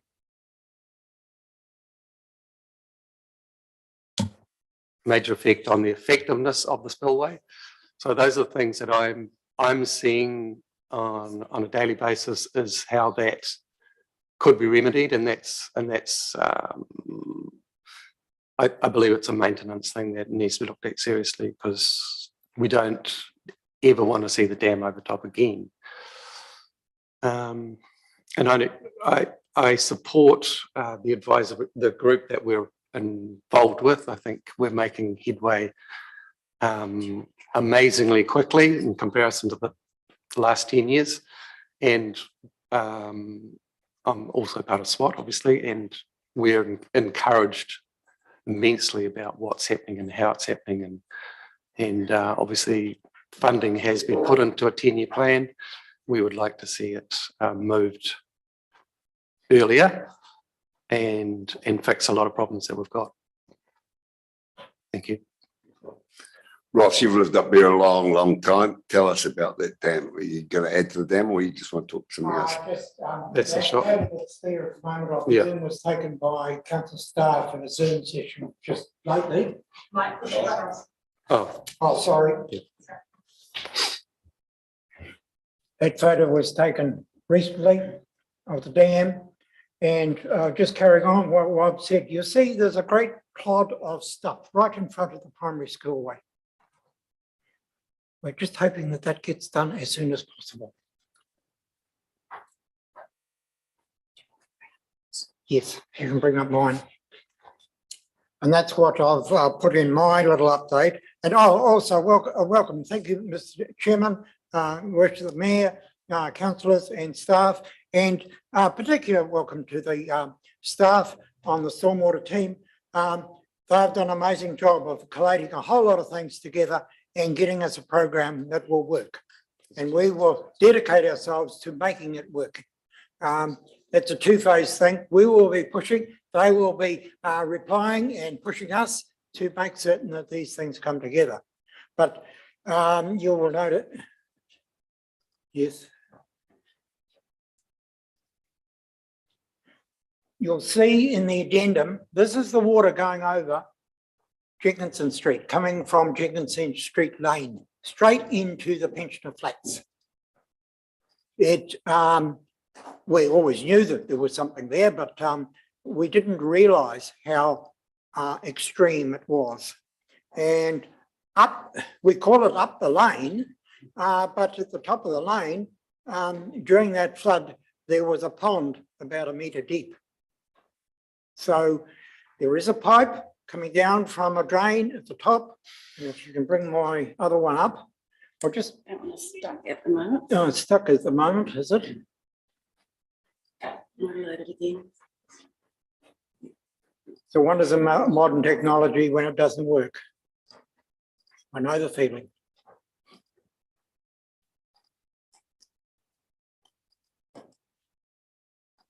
Document's frozen. Councillors can dive out into their proposal if you want to speak to each of them. Oh, Well, it's in that document that was loaded up, just about the second page of it. It's on Stella. Look, yeah. It's frozen. It's frozen. You most likely got the one. I haven't got it. I was hoping to get it on the screen here so I could talk to it.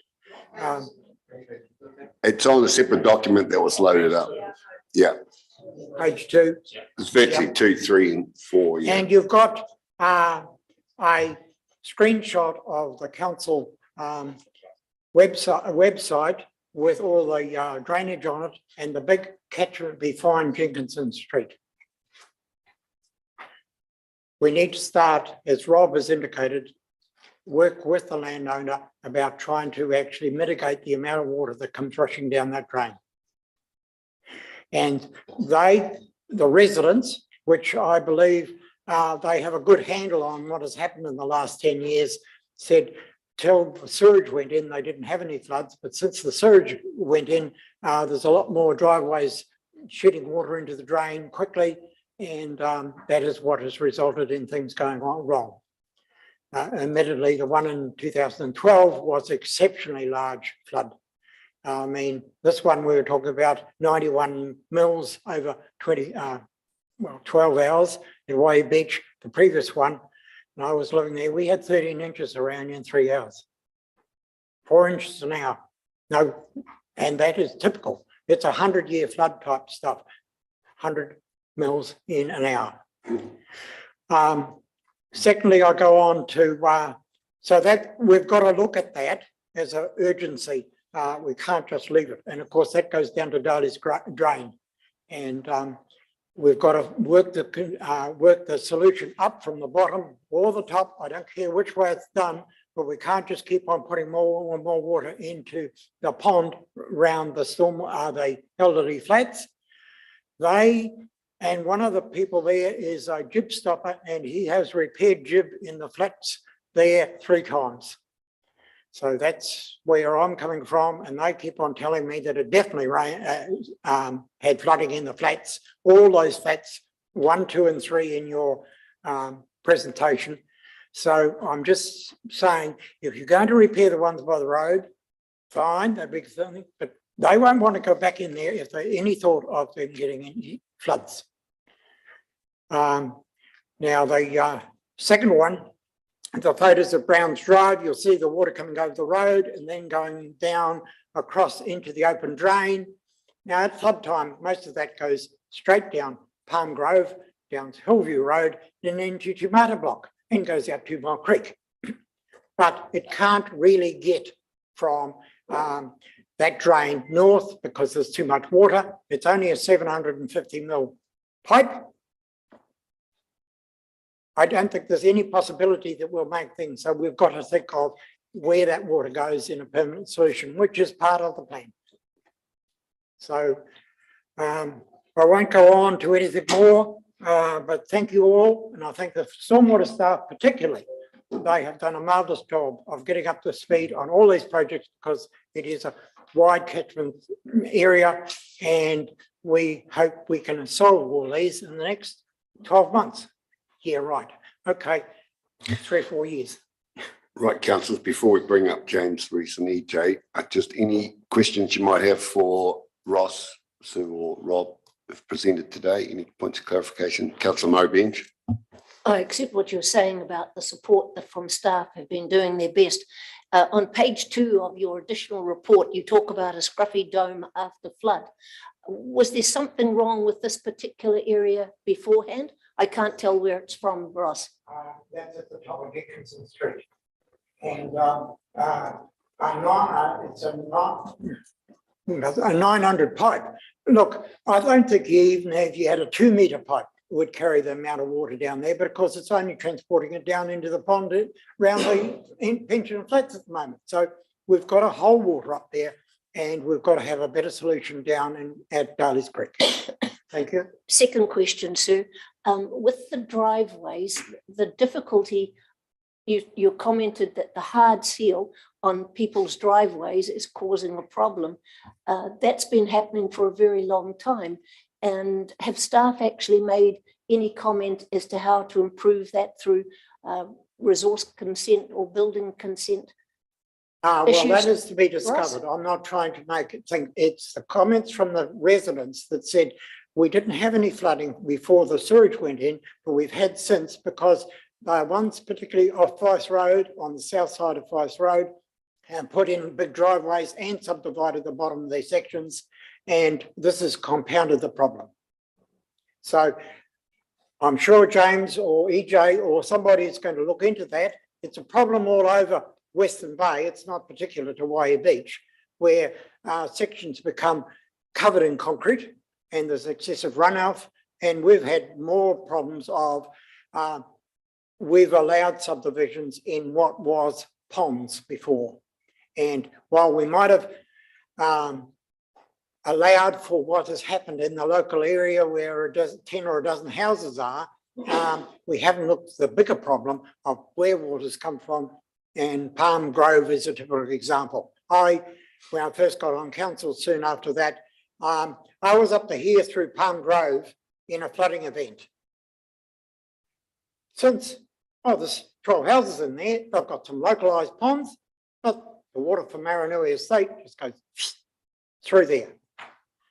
I suppose you might say, well, it's good, it runs overland flow path, but they're not very happy about that. Right, Councillor Henry, you had a question? Yes, this is really to operations, actually, that They're going to present in a minute, so it's really directing to these while they're here, if you want. no, I don't have any other questions other than to support what they've brought up today. Okay. We maybe direct your question to James in a minute. Yep.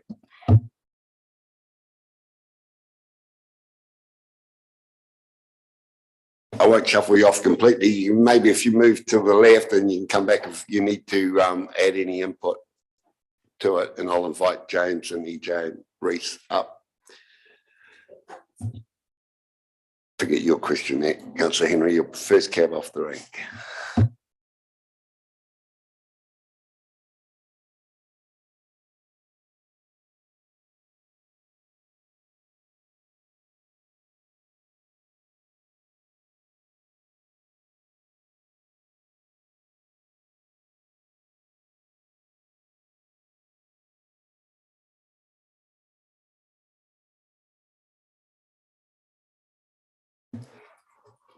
Well, James, it's good to have a face up there and the person to go to. You did a sterling job at that public meeting that the community board held at the community rooms up there as the initial stage. And I know Sue and Ross and co appreciate your work. So James, over to you. Thanks, Tom.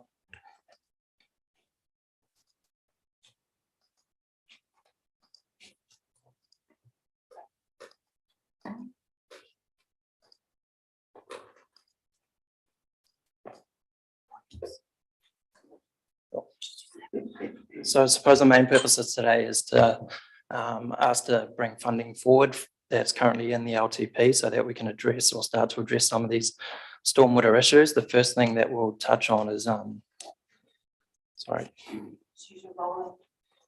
There you go. Just a bit of history in Waihi Beach and kind of why we are in the situation we are today. So primarily Waihi Beach, or historically, was classified as swampland.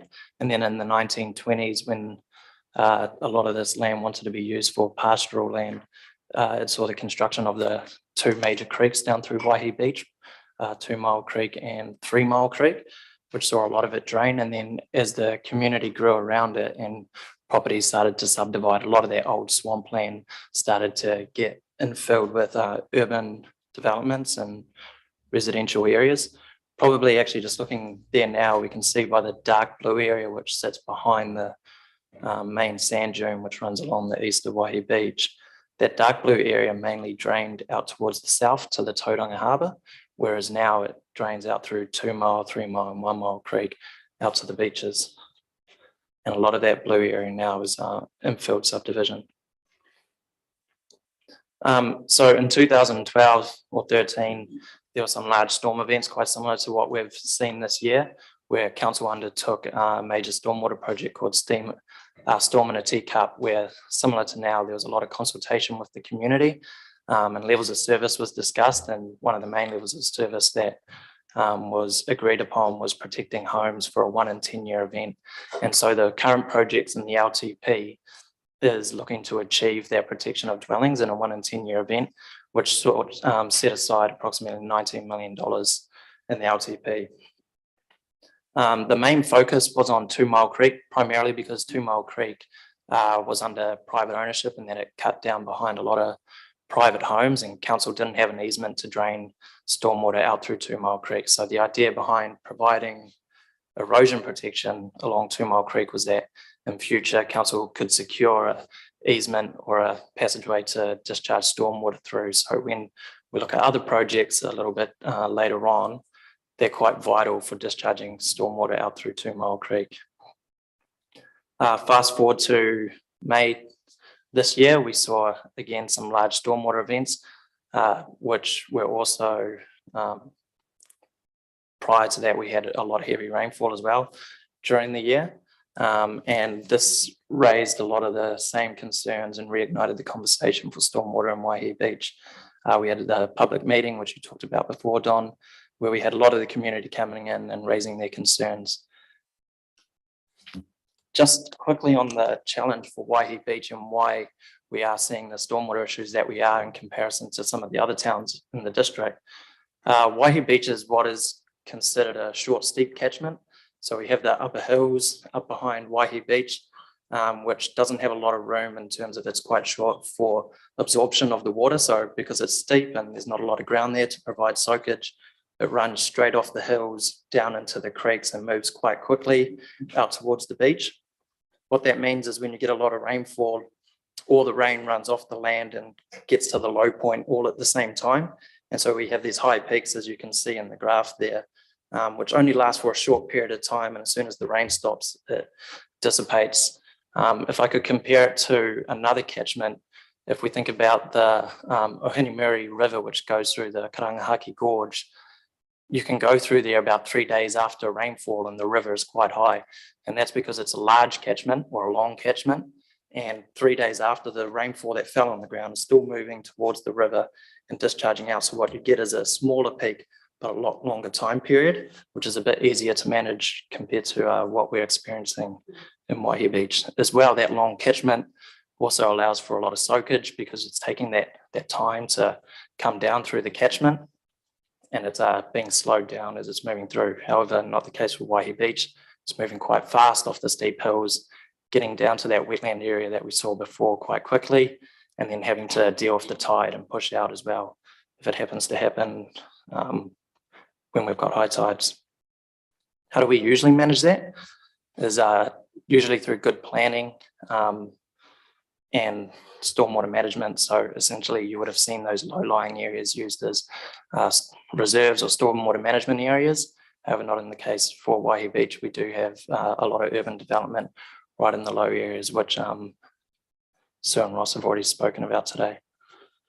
Just on this year's rainfall, from November to June this year, we did have a year's worth of rainfall in that 6-month period. The red line there is showing 2023 rainfall up until June. So you can see the projection quite a bit higher than the previous years that we've had. And that's dating back for all of Bay of Plenty Regional Council's measurements of rainfall. We're just going to go through some photos just to kind of see the effects that the flooding did have on the community. So this is the dam up above 1 Mile Creek, which Ross spoke about earlier. You can see the kind of color of the water, which tells us that all that sediment has been lifted up off the ground and bringing it down, and why we do have that issue of sediment in the dam at the moment. This was it last week when we emptied the dam and got it surveyed to try and understand what level of silt has been deposited in through the dam and what capacity that's currently taken up. This was just down from the dam. So there's a car park just down from the dam, which acts as an emergency spillway. When that dam exceeded its capacity, that emergency spillway, the water spilled over down through the car park and across through that footbridge. As you can see, it's not a safe environment to be in. This was the aftermath of one of the bridges just downstream of the one we just saw. This is at the bottom of 1 Mile Creek down from the dam. So this is at the Tasman Park holiday campground. These are some of the cabins that were on site. They're not essentially fixed to the ground because they don't need to meet typical building consent standards. And so the water that came down through there saw those lifted up and dragged some meters, where you can see them all collected there in one place. A little bit upstream was their concrete pads, which were just left empty. This is also at 1 Mile Creek, so you can see the erosion on the left-hand picture there of the car park as it comes over the emergency spillway, and then down towards the Surf Lifesaving Club in 1 Mile Creek on the right-hand side pictures, where you can see how fast that water is moving out towards the beach.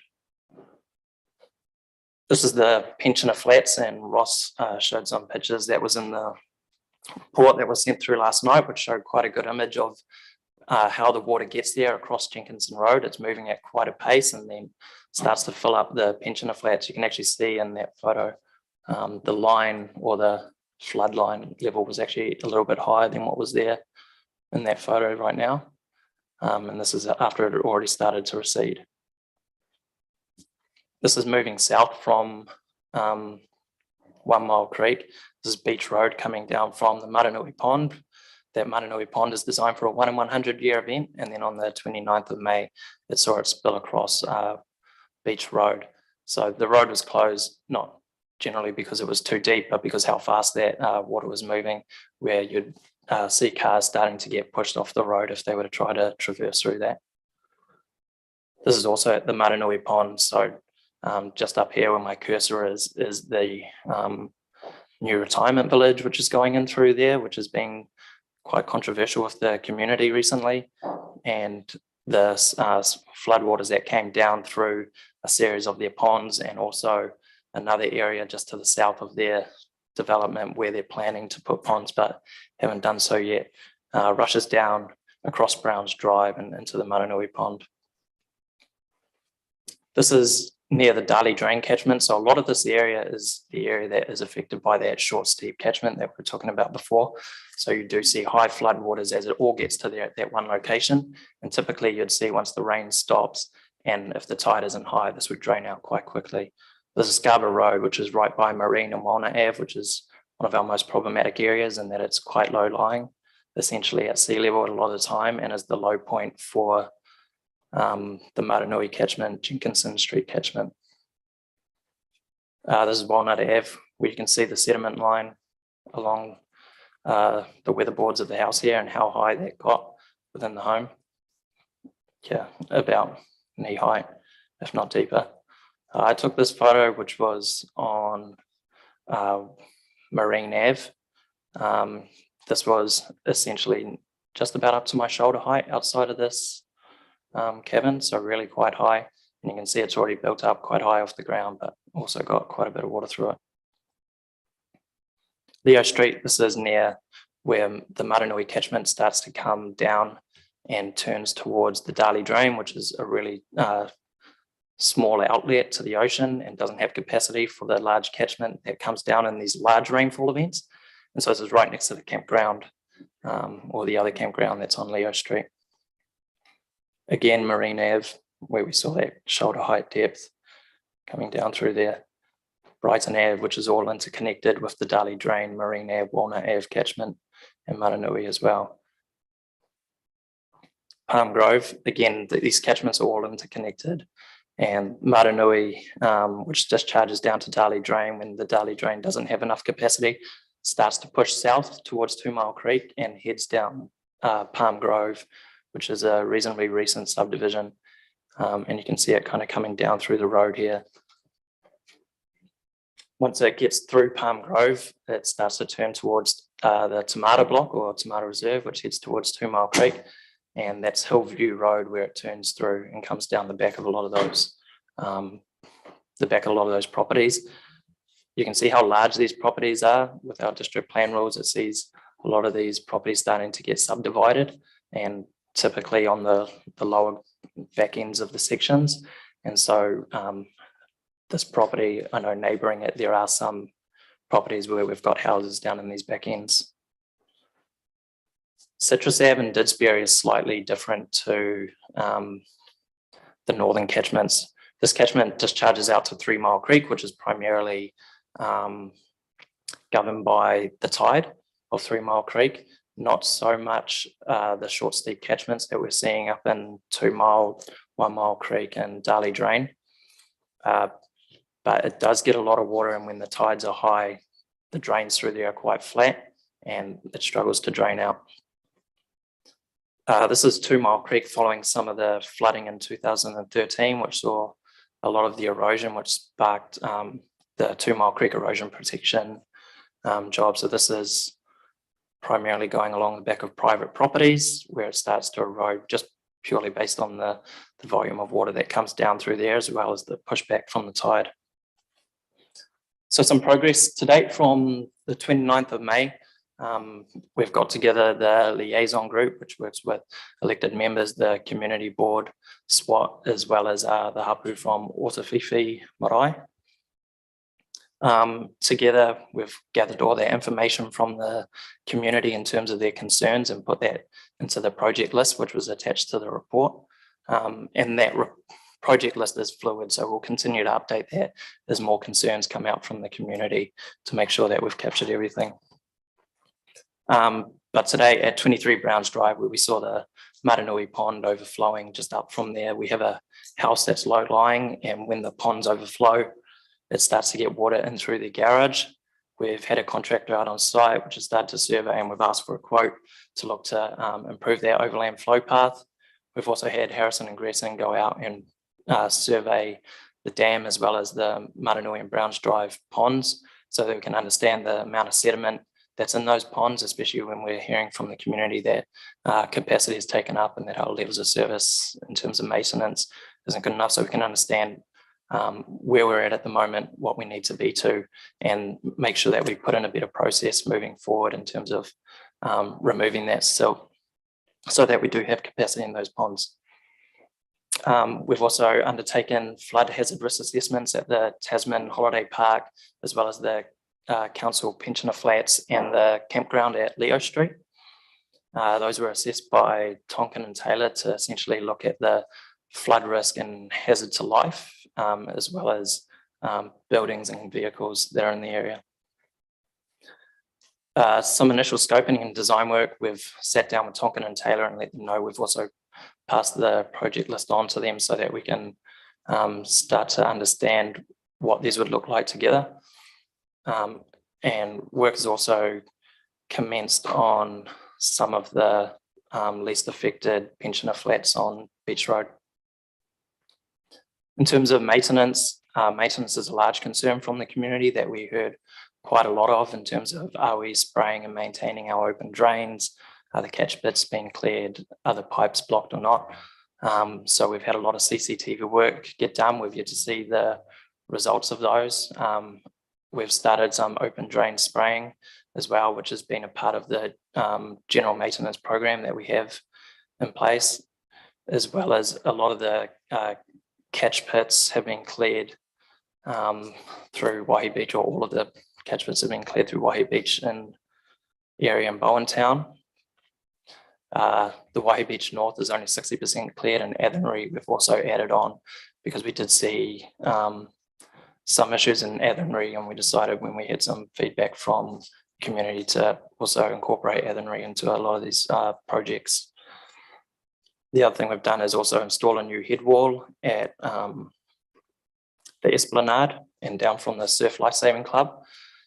Some other projects that we've completed that aren't in there but have been done since we put this presentation together was at the Browns Drive Creek, where we've heard that the scruffy domes are starting to get blocked up. We've added another high level one up from that, the idea being that when one blocks, the water level could raise, potentially lift off the debris that's caught on the scruffy domes, flow into the next scruffy dome, and hopefully get them both working. We'll also look to do the same in Jenkinson Street as well, as just an immediate action. This map is quite useful to see, and it talks a lot to the short stick catchments that I mentioned earlier. So towards the north, if I use the cursor up and towards this area, we can see a lot of red, which is telling us it's a 2-year flood extent. And generally, as we move towards the 50-year flood extent, the flood extents don't change too much, and it doesn't grow depending on the event, which tells us that because it is short and steep, regardless of the volume that we're getting through, one of the main limiting factors is that this is low lying. And when that volume gets too much and gets too much for those low lying areas, it starts to spill over towards 2 Mile Creek. And that's why we see down in the southern area at 2 Mile Creek, it's more affected by those larger rainfall events. And so when we're talking about protecting properties in a 1 in 10 year event, it's quite difficult to achieve, because as you can see, we're also trying to cope for a 1 in 50 year event, basically because the volumes of water we're getting down through there are the same. What are we doing differently? So as part of those flood hazard risk assessments that I talked about before, especially at the Pensioner Flats and the campground, we're looking at what other ways we can potentially manage levels of service. So this was a flood hazard risk assessment report that came out of Australia that looked at what is the risk to life, what is the potential for injury and potential for economic loss in a lot of these flooding events. What it takes into account is the depth of the flood water as well as how fast it's moving. So when we looked at those pictures of Beach Road, where it wasn't particularly deep, but was moving quite fast, there's still a lot of risk there for injury if you got swept up off your feet. It also takes into account elderly and more vulnerable, so children in those situations. It's really quite useful for looking at places like the campground and the Pensioner Flats where, people are occupying these areas, and we're trying to look at to see if that is really the place to be occupying, and what infrastructure we can put in place to bring these risk hazard assessments down. And if they can't, then it's may have to be a conversation that we need to have in terms of, is it viable to keep going with those sites? So as I talked to before, we had our inaugural meeting with the liaison group. I thought it was quite productive. Everyone came in looking for, everyone came in with solutions and not just problems, which is great to see. And it was good to get the feedback from the community in terms of we've captured all the risks, anything, and we've captured all the problems. Any issues that weren't on the project list then got added following that liaison group. And as you saw from last night's email, we're continuing to add to that project list as well. So the project list, as I talked to before, was mainly based on feedback from the community as well as issues that we were already aware of and projects that were already in the LTP. So we've put together a project complexity scale in order to group these projects together. It's not a priority scale. It's based on what can be done immediately, not versus what should be done immediately. So in complexity 1, there's easy to implement projects, things like the scruffy domes that we talked about, things like raising up gully traps in the wastewater network so that we're not inundating our wastewater system. In project complexity 2, generally they're slightly complex projects, but they don't rely on others to move ahead. And that would be the difference between 2 and 3, is they're complex projects, but they have to be looked at as a bigger picture, and one can't be done independent of the other. So as I said, the report is attached with the full project list. And it's important to remember that some of these projects may require additional funding outside the long-term plan as we start to progress through this concept and design works. But essentially, a lot of these small projects in complexity scale 1 can be done with inside the current budget of the LTP. Project scale 2, generally already talked about, slightly more complex, can be used within the provision of the LTP or completed within the provision of the LTP. So see, these are some of the projects in complexity scale 2. 1 Mile Creek flow improvements, which is down through the campground to look at how we can mitigate some of the dangerous floodwaters that come down through the campground and improve flow to get it out through the 1 Mile Creek outlet a bit safer. The Earth Dam capital improvements. So in the LTP, this was pushed out mainly because of we were waiting for the new dam safety guidelines, which were released at the end of last year. So those have been released, which is why we've proposed that this funding come forward to this financial year so that we can continue on with the Earth Dam improvement works. Attenuation in the upper catchment of 1 Mile Creek. That's essentially gets wrapped up within the Earth Dam. It's important to remember that that Earth Dam is not primarily a stormwater relief device and was constructed as a raw water storage reservoir. 25 Wilson Road, that's a small park which is down behind Otto Road and Wilson Road, which floods but is independent of a lot of other projects. The Crescent Road runoff, the Crescent relies mainly on private soakage catch pits and has a lot of runoff issues and causes flooding for the lower lying properties. Again, independent of a lot of other projects. Same for Ōtawhiwhi, independent and can be progressed. We've had good discussions with the hapu there, and they're quite keen to get that work progressed as well, which is awesome to see. Project complexity scale 3. A lot of these all of these projects are all dependent on each other. So when we're talking about the Darley Drain catchment in particular, the Darley Drain catchment has a very small outlet that is also at risk of erosion. At the moment, the retaining wall is starting to fail. Good stormwater management practice would see that you'd start at the bottom of the catchment and start to work your way back up. You're not going to increase the pipe size right at the top and let water come down and hammer what's at the bottom. So this is why they're in project complexity scale 3, is because they need to be done in conjunction. And while some of these projects may seem simple and quite easy to implement, they may cause adverse effects for downstream properties, which we don't want to see. One of the things that we've talked to Tonkin and Taylor about is looking to see what areas are more affected in the more frequent rainfall events, so we can prioritise some of the projects within the project complexity scale 3, as well as undertaking the flood hazard risk assessment on some private properties, so that when we're seeing these pictures of extremely deep water, we can prioritise projects in those areas to see, is it affordable to lower the levels in those areas, or do we have to look at other methods of mitigation rather than just infrastructure upgrades? As you can see, a lot of these complexity scale 3 projects will all be in the same catchment, because as I've said before, they are all dependent on each other to move ahead.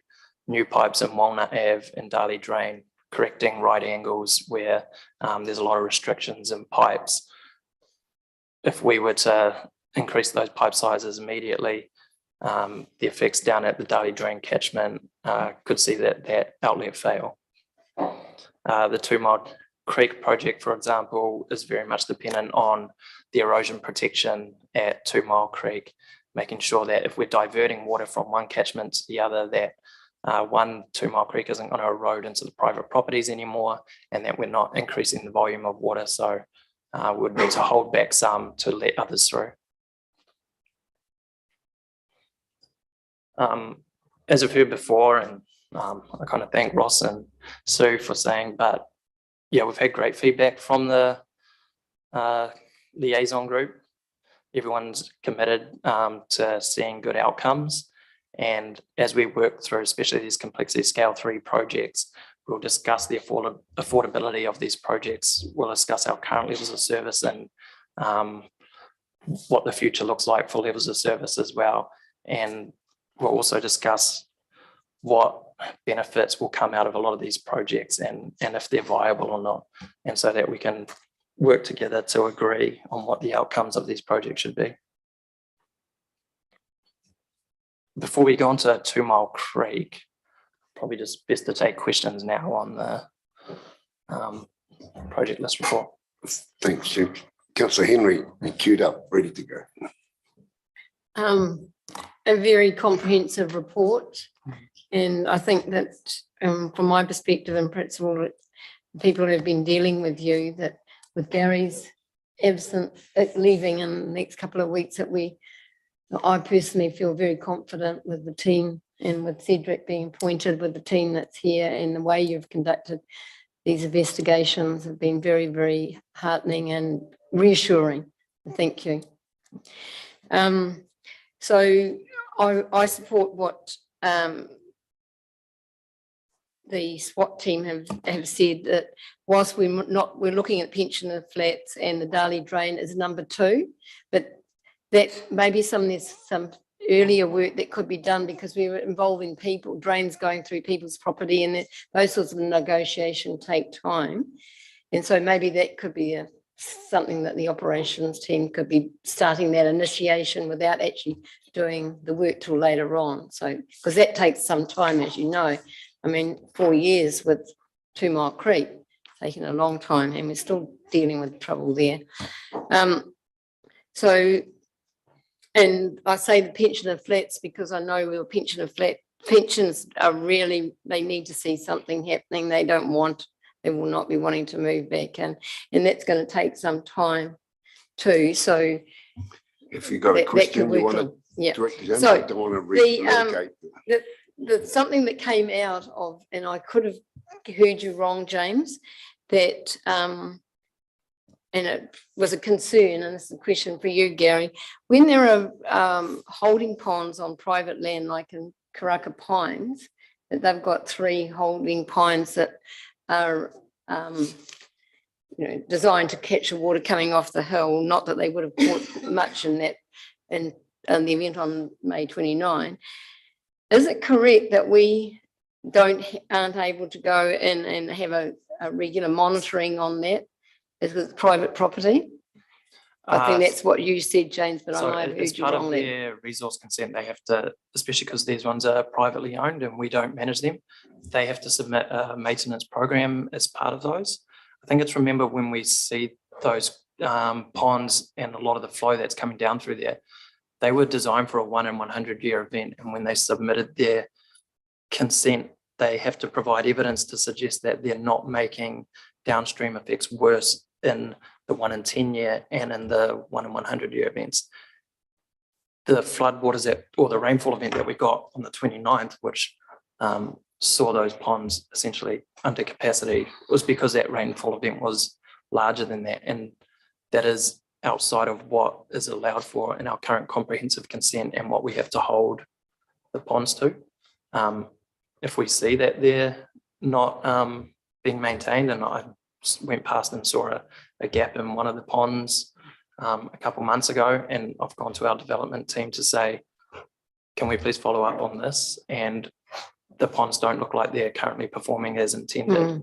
And so they've gone back to them so that they can prove this is where the ponds were designed to be, and this is what they are currently achieving or not. Right, I'll go to Mayor James.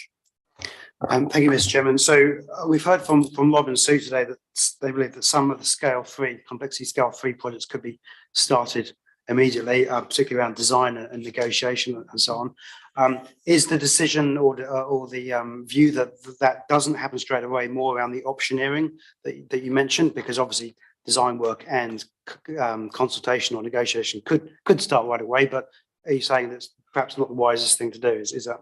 I'm saying, let's have a look at them all in conjunction and we'll start that immediately. And it might come out, and I'm not saying it will, but it might come out that some projects can go, yes, that's not going to have any downstream effects or upstream effects. Let's get them done straight away. And that's the scope I've given to our consultants, is to say, where are the quick wins within these that aren't going to be making, so I'm not writing them off as, and they can't be done immediately, but I'm saying they still need to be considered as part of the overall, I guess, plan of attack here, or plan. Councillor Murray Beans. Tell me, James, how much of this work has to be done for people to have a level of comfort living in Waihi Beach? That's my first question. And the second one is, with the silting of the dam, how long will it take you to get that silting out, and so that it'll take more capacity? So the first question, in terms of levels of comfort of the community, the master plan for those complexity scale 3 projects is to look at what level of risk can we reduce flooding to through infrastructure upgrades.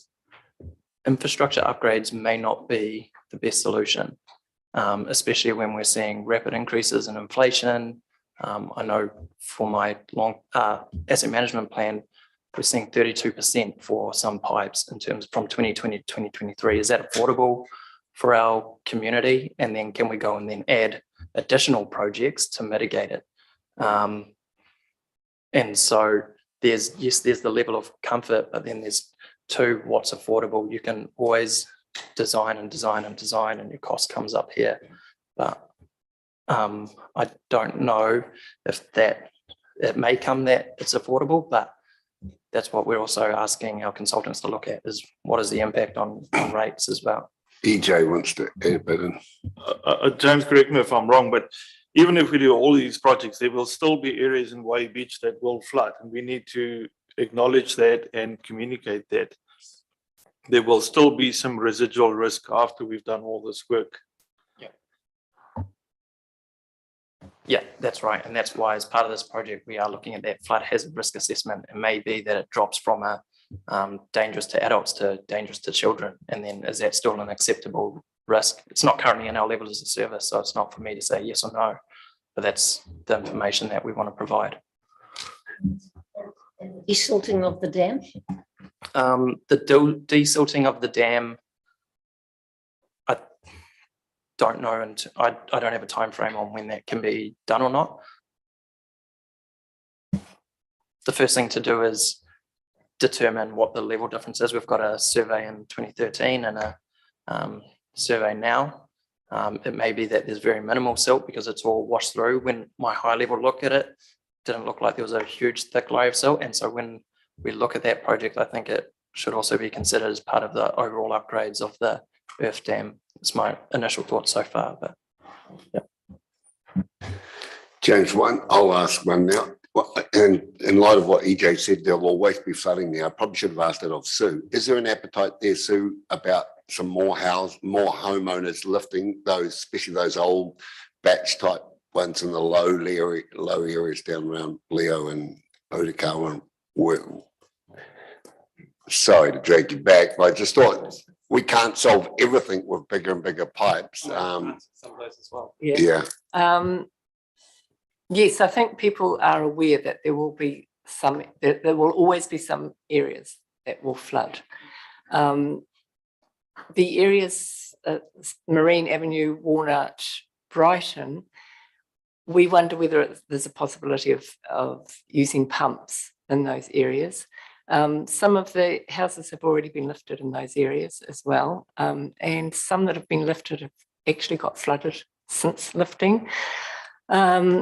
So yes, I think there's an element of understanding, but also the people who have been flooded don't feel happy, put it that way.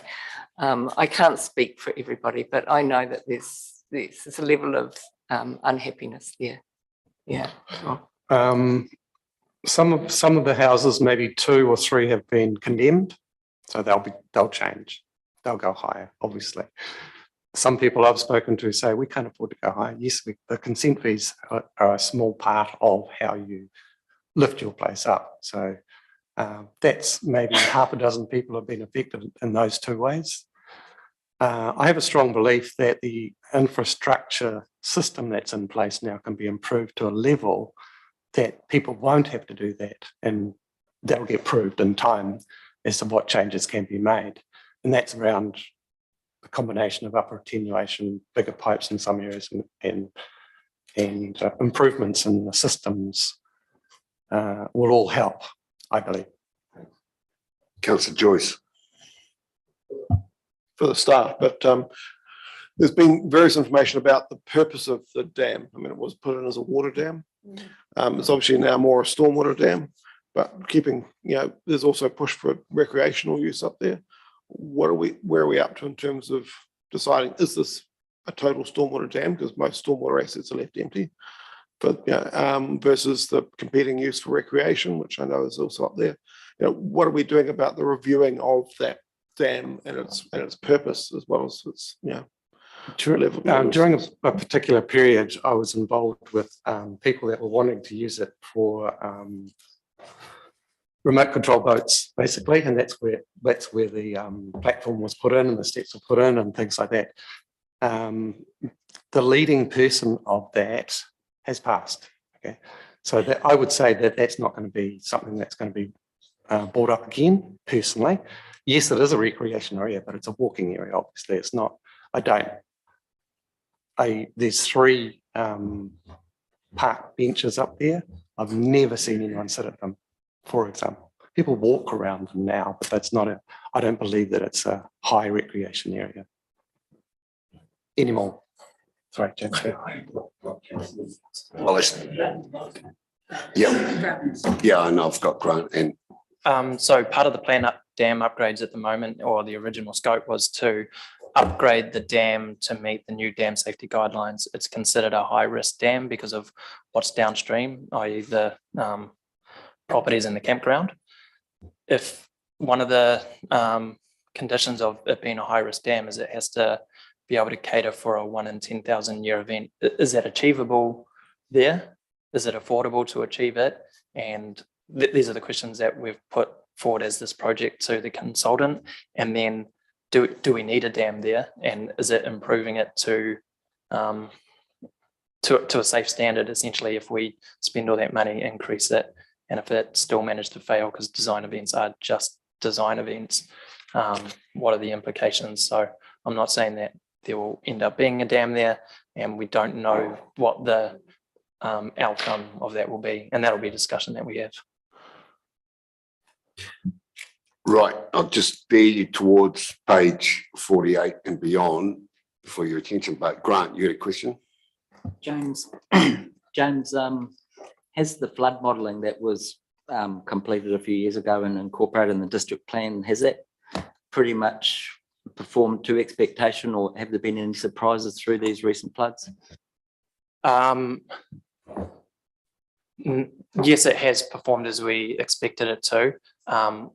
I'm really surprised by the comments that some houses have been lifted and still flooded. I think just hearing that, one of the things we can do is add a project to what houses have been recently lifted and understand if they were actually flooded. There was one example that I know of that wasn't quite lifted to the height that it should have been, and they signed a waiver to say we're happy with it, and it still didn't flood. So I'd be really interested in that. As I said before, those upper catchments are reliant on others. Once it gets to a certain level, it starts to spill over into the next catchment. It can't get above that level because it just starts spilling over to 3 Mile Creek. So that's essentially what that house level is set at for Darley Drain, which saw most of the houses flooded in that recent storm event. And then in terms of surprises, I think the only surprises that we had was where there were poorly constructed driveways that go down into garages, and there was like some low-lying flooding inside garages, but not because of the performance of the stormwater network. Right, thanks, James. You were going to move on, will you, with the second part before we? Sorry, Reece, yeah. Morning all. Just stepping in for my colleague Devesh, who's off sick, who's been managing the 2 Mile Creek project. So progress to date is that council has awarded the contract to Beach Contractors Limited, a local contractor, which is a great outcome. I think they know quite a few of the residents already down there, and they were part of the stage 1 works a few years back. We've started the establishment works and started to actually get into the stream and begin works when we got a hiccup, I'll call it, from Bay of Plenty Regional Council. So we've had a complaint, and since then they've asked us for some more information, and while we were providing more information, they instructed us to stop works. So we did all that, and we've since provided them the majority of the information, and we have a small amount of more detail to give them around the stop-start nature of the works, tying the rock revetment into the bank, particularly at either side of the properties that didn't sign on to or give us approval to do the erosion works. So that should be sorted in the next couple of weeks. So that's the extent of the stage 1 works. So you can see these properties here in the middle. These are the 2 areas that we're currently working on providing some additional detail to the engineering team at Regional Council around how we're actually going to do that and stop any undermining or effects on these properties that haven't signed on. What's next? After the flooding and some of the feedback from the community, we've looked at adding on the 12 properties upstream. These properties some of them were initially consulted on, and because of the change in scope, going from a concrete line channel to a rock revetment, they've since then wanted to join on. So we've started some high-level design on that, and we'll start to work with them closer on gaining easements. We are asking for additional funding to include those properties at an approximate cost of $1 million. And that's funding from the existing 2 Mile Creek budget. And that's just a picture on the additional 12 properties, all in green there. Indicative timeline. So we're currently, we're at a stand down with the fish migration passage. That's going to finish end of October, and we'll be back into works. Beach will start works and work through to, I think, about mid-December, before things get a little bit too hectic for them with the holiday season. They'll get out of there and then start up again in January and work through to about July 2024. That might all be subject to change, because we're a little bit unsure on how quickly we'll be able to progress through the works, and we're going to sort of see how it sort of goes, I guess. And that's also the same with the cost. So council set up quite a collaborative contract with Beach, which is good to see. So we're going to sort of see how we progress per property in terms of the cost. Hopefully that comes down. I think that's it. Councillor Joyce. Sorry, going back to your first slide, if you can. I'm just a bit confused, because you say we've now been judged to be compliant, but we're still providing further information. So if we have to provide further information, how can we be compliant? You know, if we already got compliance approval, and if so, why? Yeah, I'm just the logic flow doesn't quite work for me. So you've got the fact we're compliant, and then you're saying, but we still need to provide further information. So have we got?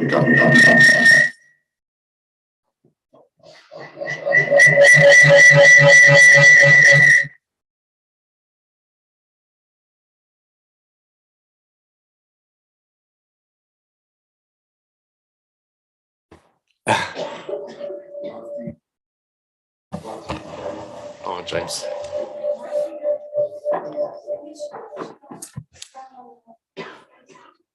Is that working out? Sorry, we're outside.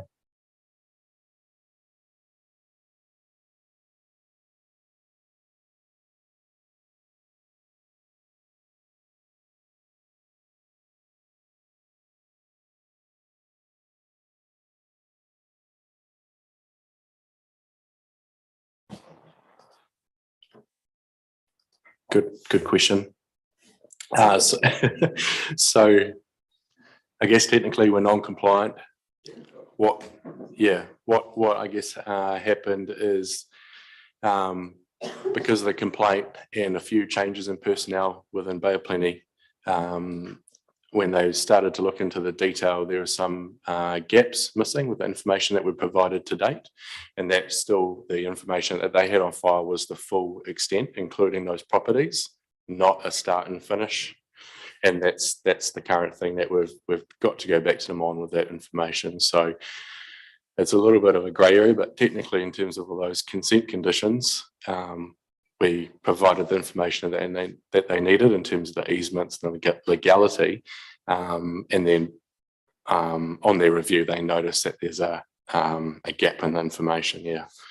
So it's just those two design details that they need to get updated in terms of their records. And I guess because of the political nature of the job as well, they're taking extra steps to make sure they've got all their ducks in a row. We've got a question from Alan on Zoom. Alan. Thank you, sir, and I'm sorry about the interruption. It was the quickest dressing they've done since I've been here. And I may have missed something just as it happened. I have a couple of things. The question that goes back to Jenkinson Lane and the scruffy domes, that sounds a pretty good idea. And I gather from what you were saying, it was going to apply to the Maranui Pond as well. I think that, I think that the explanation of that might be an important thing to get through. But, and I did hear something, I think Rodney asked about the old reservoir, but I couldn't hear it properly as to the statement made. And so my question is on this one, is that it was a reservoir, not a stormwater retention pond. But obviously at this point in time, it is no longer a reservoir and it does retain or hold stormwater. So yeah, the question on that front is this classification going to change? So on the first one with the scruffy domes and at Jenkinson Street and Maranui, so we've already installed one at Maranui and we're looking to see if it's a plausible option at Jenkinson Street. The two aren't the same and the nature of the ground may not allow for the same solution to be at Jenkinson Street, purely because you need a bit of height for the water to be lifted, the sediment and debris to be lifted up off the scruffy. Yep. And we know at that height, the rest of Jenkinson Street starts to flood anyway. So I think there's probably a little bit more work to do for Jenkinson Street. In terms of the dam, yeah, sure, we can change the name of the dam or its purpose once we've finished with the design and understand what we're going to do there moving forward. Okay, the other part with Jenkinson, because just as an observation for you, is many times over the years, Jenkinson Road itself has been had overflow, across the road flow, which is what it is. It's a flow path, and so that happens quite regularly throughout the year, and I guess it manages it. But the other question then is your comment about the actual level of water in your research, your maps telling you that the area that floods relatively stays much the same. It doesn't expand and it doesn't really, be it a major, from what I could understand you saying, from it being a major event or a very relatively low event, amount of rain. So my question to that is, then does that, to me it does, but does that tell us that the issue is getting the water away on the lower end of it, of our catchment or our floodable areas? Is that really one of the higher priority areas, getting it out to the ocean or wherever it outfalls? Yeah, so too much volume in the lower lying areas is what's causing that flooding, whether or not that's holding it back from getting there first or getting it away faster, or a mixture of both is a potential solution there. Right. Thank you. Yep, thanks, Alan. Council's page 48 and 49, we have the recommendations there. Mayor James. If we're going to go to start looking at recommendations, I do have a question to ask, probably Gary on this one, around the impacts of the project list we're looking at. So I'd just like to confirm that there's not going to be any impact on 23-24 rates. Is that correct? Thank you. But I understand it will increase debt levels. Is that right? Yes, so, sorry. While the projects have already been budgeted in the LTP, this is just a timing question. What will happen though is that through the next phase of work, there may be some future alterations that will come through the LTP process, and that may be around the costing for each individual project and the timing. So through this process, projects can be advanced, then that will be a timing question, but there'll also be what's the updated estimate for the individual, particularly those individual projects. Yeah. And can you confirm that when the debt's transferred to the water service entity, that the work we're talking about, the debt related to that, will transfer as well? Is that been agreed by DIA? Yes, that's correct, because the current expenditure profile is what's been shown as being transferred in terms of the debt. And probably secondly, the scale of changes we're talking about aren't at the level that requires individual notification and approval by DIA. Right. Thank you.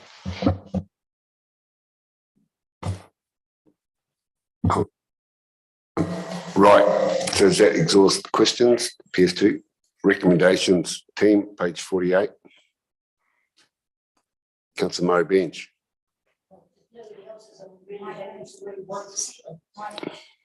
Sorry. Happy to move 1 to 7 and to speak to it.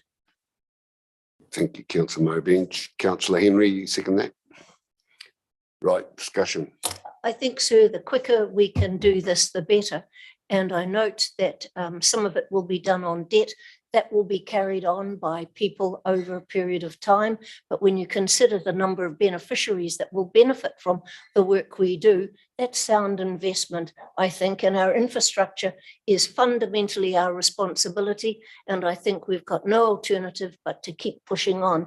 And I thank staff for the work they've done to date, and also the community for standing up and pushing and making sure that we actually get action as fast as possible.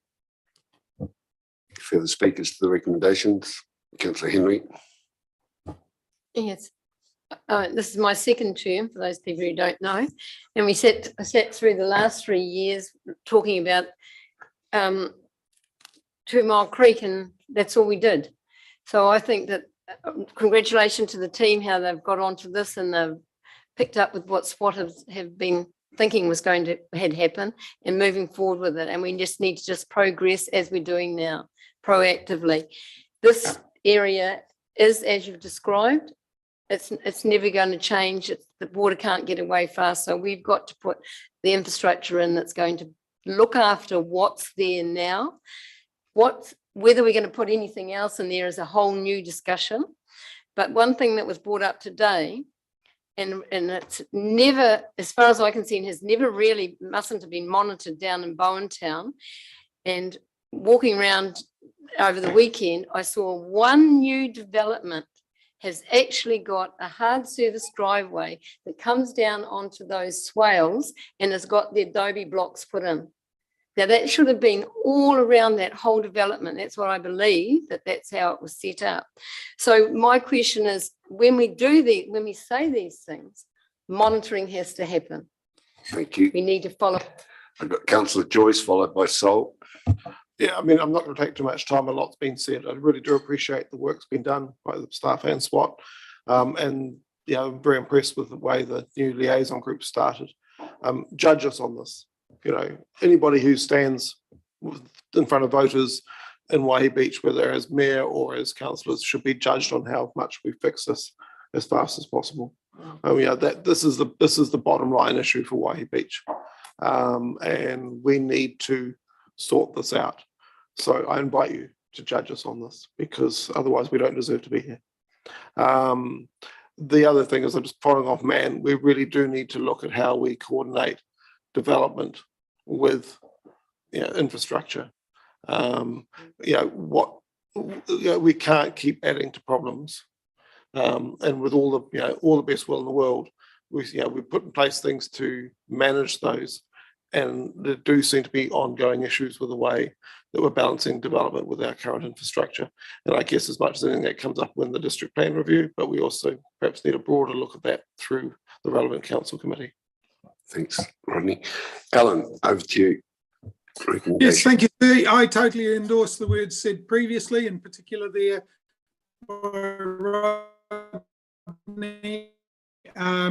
Look, I think as long as we start showing real signs, and just so delighted with the SWAT group and of course the actual steering group that we've got now, including them, and how it's developing.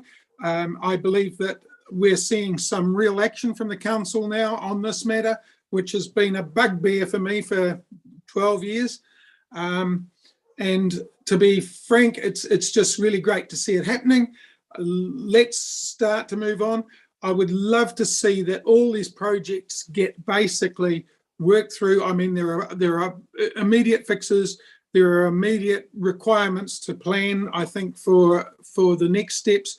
And I want to see most of this work largely being worked on concurrently as best we can. So as we get through it, we actually do improve the outcome for the whole community here. And this is a great step forward. Thank you for the work done by the staff and, as I say, the people here that have put it forward. Let's go for it. Thanks, Alan. Any words from your worship? James? I'm happy to be part of the Stormwater Liaison Group, and I'm mostly pleased with the way SWAT has been working in a constructive manner with staff, and really keen to help you and improve the situation with the residents, and thanks to staff as well. Thank you. Councillor Murray Benj, has enough been said? Can I put the motion, or do you? Thank you very much. Okay, councillors, here's your first step. Councillor Joyce and co pointed towards. I'll put the recommendations 1 to 7 as moved by Murray Benj, second by Henry. All those in favour? Those against? I declare it carried. Thank you. Thank you, James.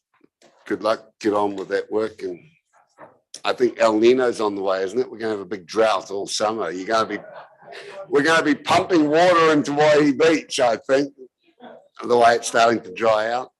Yeah. Right, Waihi Beach Library while we're here. Page 28, team, in your agendas, if you go back there. Do we need to move to go back there? I'm jumping. Point of order, Mr. Chairman, isn't it the other one first? Okay, thank you. Being very accommodating.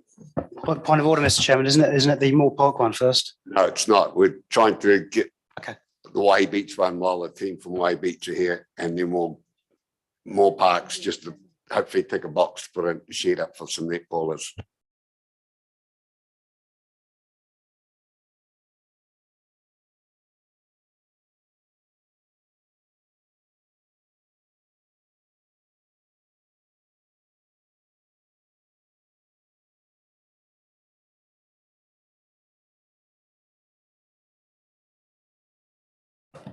Welcome. Good afternoon, Sarah. It's ticked over well and truly, so we're a bit later than we hoped to be on it. So I'll hand it over to you. Cool. Kia ora, Mr. Chair and councillors. Thanks for having me along. Today, I think you're all aware that we're just talking about the Waihi Beach Library and Community Hub, and I'll just get straight into it. I think I need to touch on what libraries are, because they're not just libraries. These days, they are services that are provided to our community to enhance community well-being. And that's something that's been shown through literature and research worldwide. And it's something that we're trying to capture here for the Waihi Beach community. Modern libraries have become not only libraries, but service centres, community hubs, place for digital world connections, and a way to contribute to the wellbeing and social cohesion of our community. And so all of that has been brought together to establish what is now our current concept design. A bit of background, I think most of you will be well aware that this has been a project that's been going for a while. It started with community consultation regarding the preferred site, and that was established as the Beach Road site with resounding community support for that. And that site is linked to the existing community hall and where the current library is at the moment. From there, an initial concept design was presented, feedback received, and resolutions passed. And that resolution was to continue with the design, and through the feedback, we established that actually what we had there is probably not quite what the community is after or what you're all after representing your community.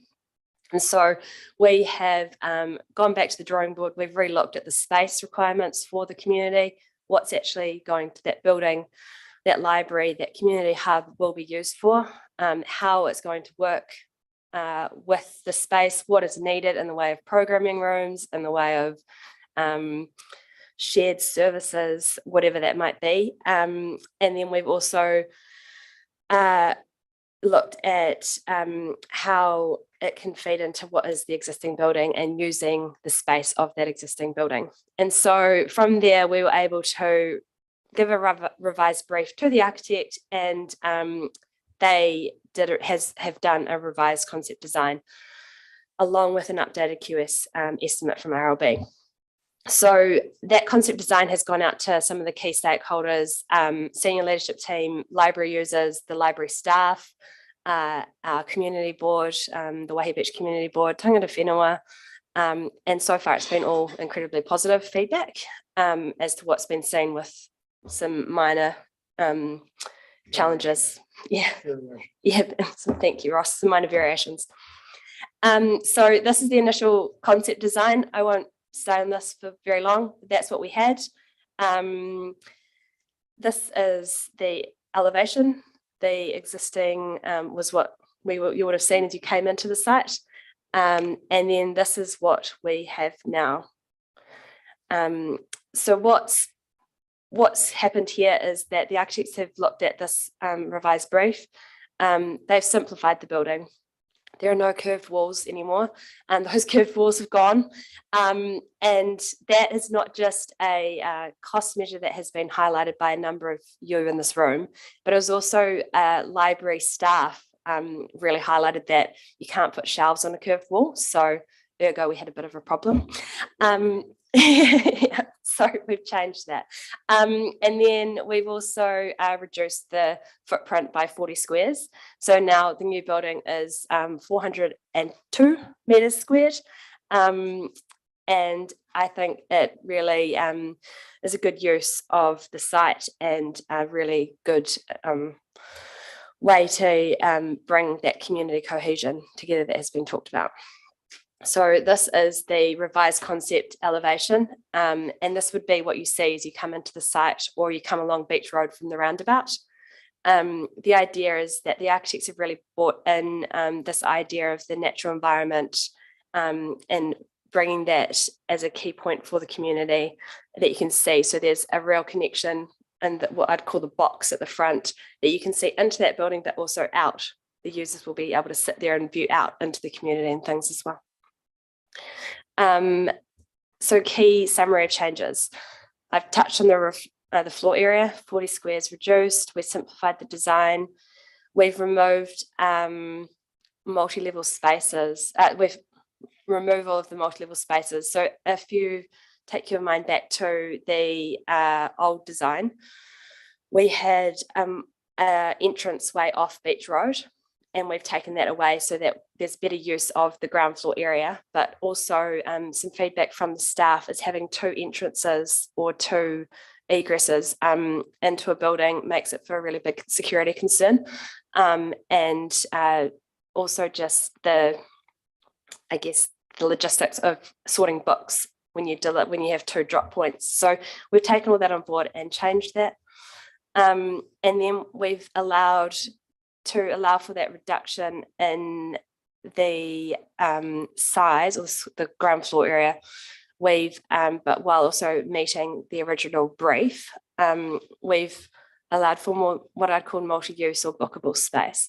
And that multi-use bookable space is, I'll just go back up to this. It's especially the bits in orange that you can see up here. Those are intended to be for big board meetings or be able to be split into, or big functions, or be able to split into 2 smaller rooms which have operable walls in between them. And that enables us to be able to have a space if we were to do a shared service arrangement with the likes of someone like Plunkett or AA like we have in Te Puke or whatever that might be. It also enables us to be able to have the staff in the service centre call the staff or council in for the community at the meetings and have specified meeting rooms, while also having spaces that allow for programs like their Lego clubs and their book clubs and their other clubs that are provided to the community through the course of the term and school holidays. So that's been where the reduction and the changes have been. Now, the thing that we did get some feedback from the community board on was that the urban design needs some looking at. So just so you are all aware, we'd be looking at urban design and landscaping and how we'd use the surrounding site for the car parks and everything else as we move down into the next kind of level of design, preliminary design. And so we haven't forgotten that. We haven't forgotten the feedback on the service way needing to be shut off and that being a real safety concern. We haven't forgotten that the toilets might be in the current proposed space where the car park is supposed to be extended to. Those will all be looked at as we move into the design phase. Now, the piece everyone really wants to know about is the numbers. And unfortunately, what we're seeing across the construction industry is a considerable cost increase in rates over the last year. And with that, the QS has indicated there's been high variability in tendered rates. And that means that we can't give a, I'd say, clear indication as to what that cost might be without doing some further work. So the numbers that came in show that the total project has gone from roughly 6.5 mil. Excuse me for a minute.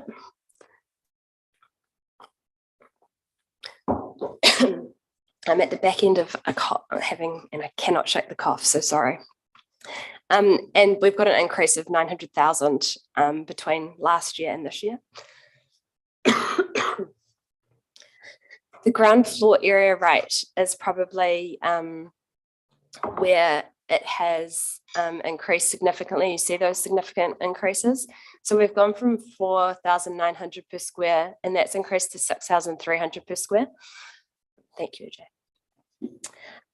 Which is quite a significant increase in just a year. So that gives a really good indication as to what we're seeing in the construction industry at the moment. But what is worth noting is the split within that that estimate, sorry, and that is that the building estimate alone is 2.5 million roughly out of the total project estimate of 7.5, and that's only 35% of the project estimate. And there we've got about 40%, which can be allowance for site works, external works. I would like to call them miscellaneous, so your sundries, P&G, margins and things.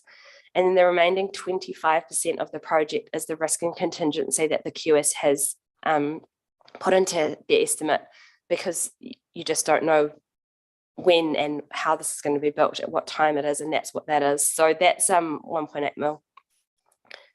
The key design changes or key changes that the QS has kind of noted to reduce those costs is to alleviate the design risk. And so that is firming up the geotechnical, getting a better design to understand exactly where we're at, making sure the services, the site works, etc., are well known. And it's not just a rate against it, but it's actuals against the design.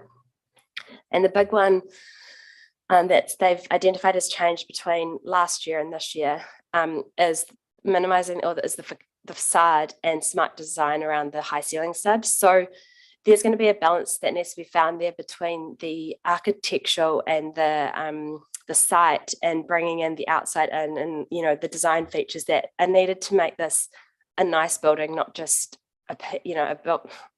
Well, I think, Don, it might have been you, just a big shed. So got to find a balance somewhere, but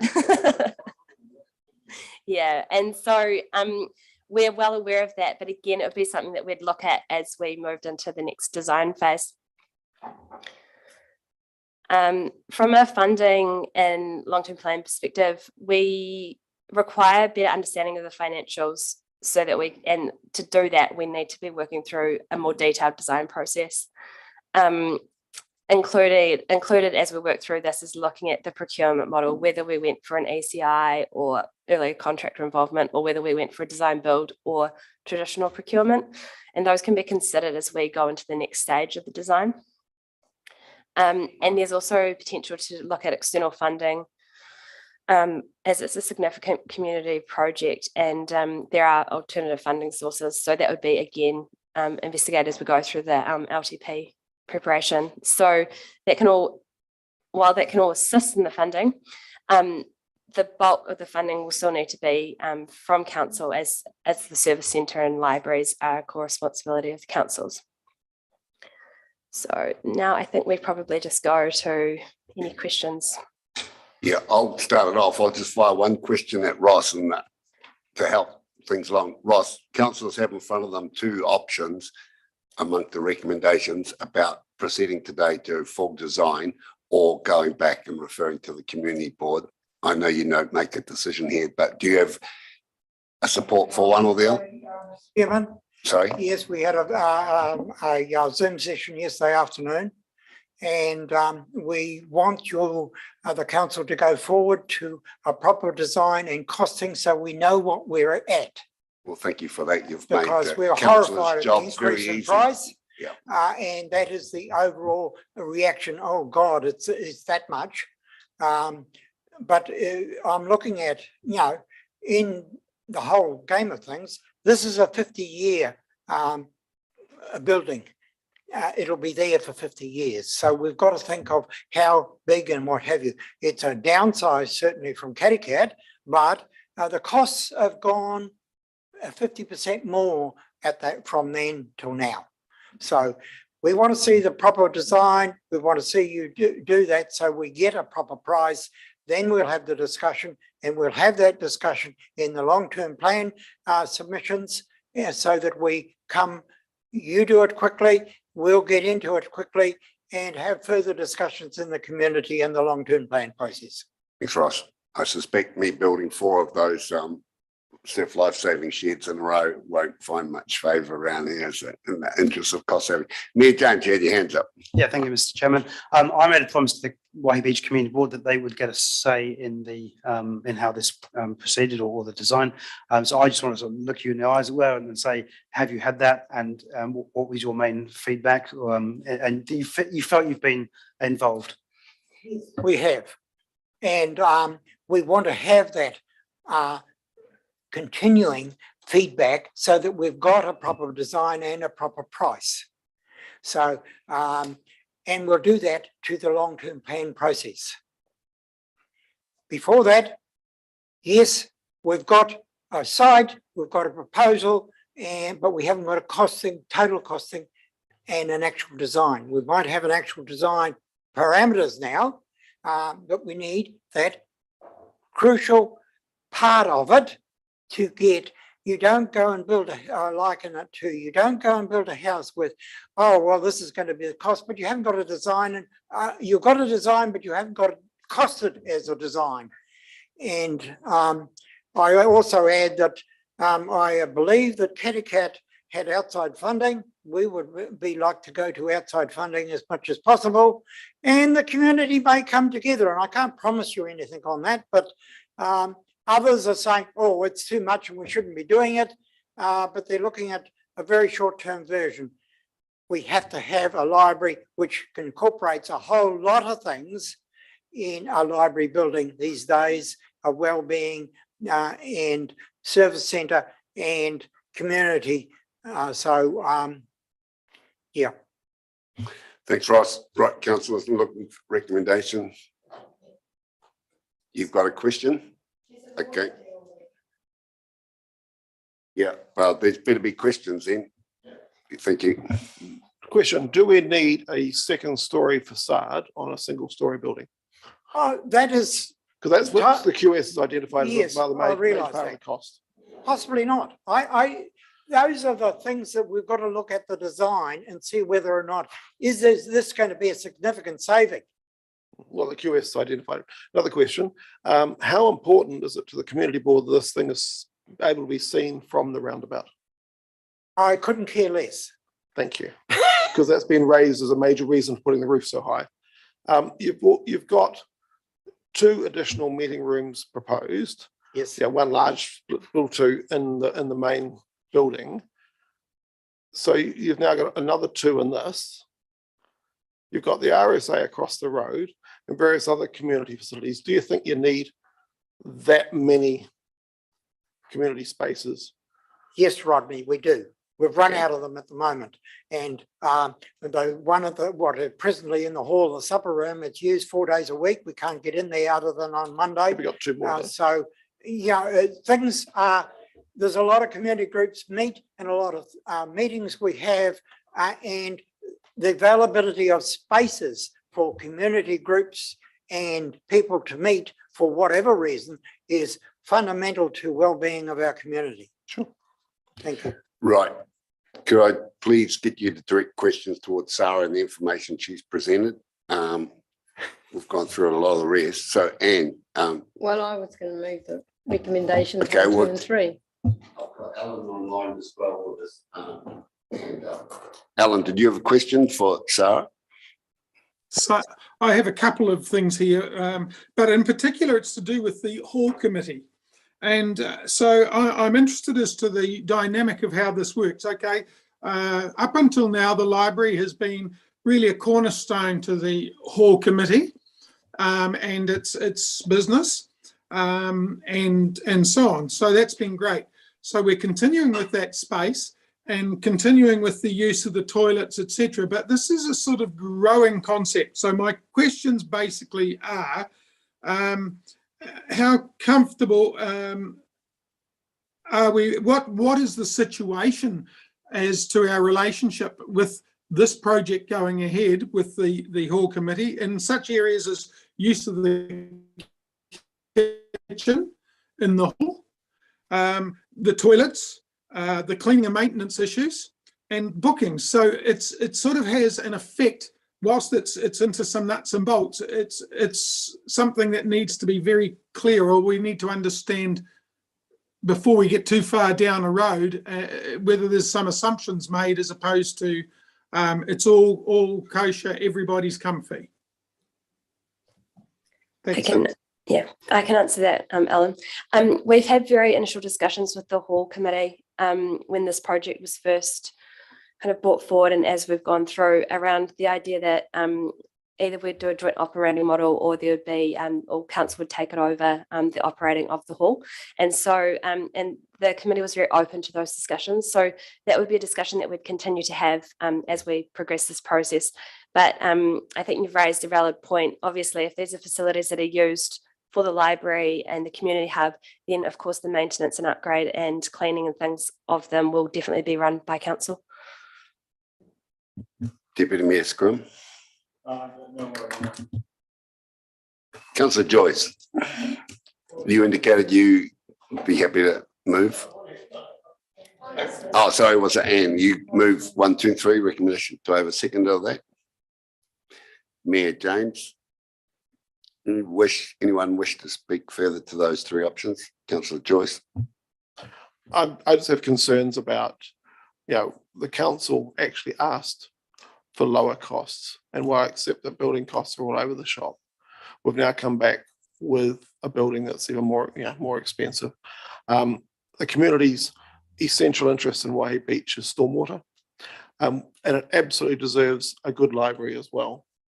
But we're still doing a bit of an architectural adventure here, and I think something that looks good but doesn't cost quite so much is an option. I am worried that once we go to design, it's all going to be a bit locked in. And that, you know, when it comes back, well, oh, we've already been down this track, you know, is the kind of reaction we'll get. I am concerned that we are not going back out to the community when, you know, there's a fair swag of the Waihi Beach community that, you know, do not see this as a priority.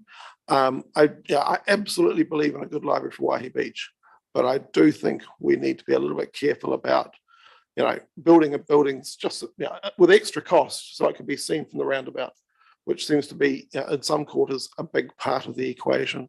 And I think we do need to be a little bit more parsimonious and still deliver a good library for Waihi Beach. Deputy Mayor John. Yeah, I'd just like to say this is a project that's had a very long gestation. Been a lot of work done to settle on a site. And I think that we've finally done that. That's good progress. And while we went through this process hoping to get some good news, I have to concede that the price indications are exactly in line with what other people in the building industry tell me. And so I think we have to suck it up and, as the chairman of the community board put it so clearly, proceed to the full design so we actually know what we're dealing with, rather than just a stab in the dark. Councillor Murray Bench. I couldn't agree with Councillor Scrimgeour more.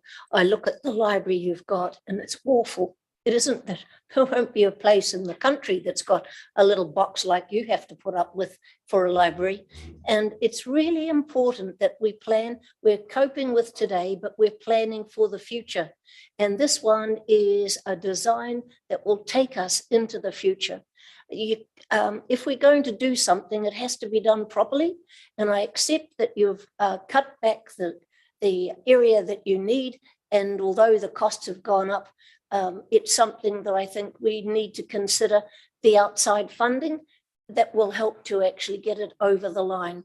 But Waihi Beach has a need, and I think it should be seen from the road. And because if you're going to do something, it should look good. And it doesn't at the moment. And I think you've got the community behind you, the great majority. And we know how people love libraries, book clubs and kids going in to learn. It's just got so much going for it. So I'm very pleased to think that with a bit of luck, we'll all support the next step. Thank you. Thank you. Councillor Sol, you wish to speak to this? Yes, sir. Now, I gather it's been moved, was it? 1, 2 and 3? Yes, that's what we're speaking to now. I'm a little concerned, perhaps, sir, that 3 actually leaves us with not a hell of a lot of room. Whilst we're talking about making modifications and getting things sorted to look at reducing some of these costs, as has been expressed by the community board chair, that 3 does not necessarily give us that direction. And so it basically says that we actually approve of the revised concept plan and agreed to proceed with the full design. Not that we actually would like to see further review of that design to save money. And that's why I'm sorry that I actually looked at option 4 as being better with a slight change to it. But that concerns me, that we're not really covering that point, and all we're doing is saying, go ahead with what you got. I find that difficult to support. Thank you. Councillor Wickers. Yeah, I'll be supporting the motion. When the construction cost is less than half the project, any savings in reducing the building and the overall effect is not going to be significant. Thank you. Very sound advice. Mayor Denia. Yeah, good point, Andy. But I think the other point is if we delay again, go another circle round with another concept design in another year's time, we'll be looking at, it's gone to 8 million. I think we'll be in a never-ending spiral of ever increasing costs and never doing it. So I'm keen to crack on. Thank you, James. I like to speak to it myself. I think it is time to get on. It's a big number, I know, but I'm sure, although I'm a roading engineer, not a building engineer, those curves would have made it even bigger number. So I take relief that we've gone back to something still attractive, but a bit more functional. So, and it is a project with our Waihi Beach guest behind you that is truly district-wide funded, this project, and it so happens to be in our asset recycle cycle process that Waihi Beach is in line. So I think we need to get on and do it. I have great hope that perhaps events after October 14th, things might, people might sharpen some pencils around the place and look for some work, because there's going to be a whole lot of people who lose their jobs by the sounds of it, listening to the radio this morning. So I fully support it. Yep, Councillor Henry, you want to sum it up? Just remind people that we already have enough in the long-term plan already to pay for the building. And the building alone needs something to sit on it. And I believe there's another cost of 1.7 million or something, which is the infrastructure that the building sits on. So it's a bit more than what we actually see in there. The actual building and what it stands on is more than what it says in the building, in the design there. And yes, while we're saying go ahead to full building costs, we're actually looking for those savings within the facade and other aspects as we go through. So waiting and going out to consultation is not going to help with savings. It's only just going to keep going up. So we need to go forward and make sure that we can make some savings. Or might not make sure. See if what savings we can make as we go forward with the full design. So 100% beside this, 100% beside this, for this, Karikari, Omakaroa, other centres have had that. It's our turn now at Waihi Beach, and Te Puke is going to be following us up very soon. Thank you, Councillor Henry. I'll put that recommendations 1, 2 and 3, page 28, councillors. All those in favour? Those against? Alan, do you wish to record it, Alan? No, sir, I said aye. Sorry. Sorry, I was begging you out. I thought a local councillor doesn't want a library. That's unique. Sorry, it was a very good explanation and consideration given by Councillor Wickers, actually. Very fair. Okay, everyone in the room, apologies for a bit of time slippage here. We're going to be on a tight lunch break now of 15 to 20 minute max. We've got NZTA coming in directly after lunch. Apologies to EJ, and we haven't quite sorted out Te Puke wastewater issues and Callum some roading issues, but I'm sure we'll follow on. We'll pick it up in the afternoon. Okay, team, thank you very much.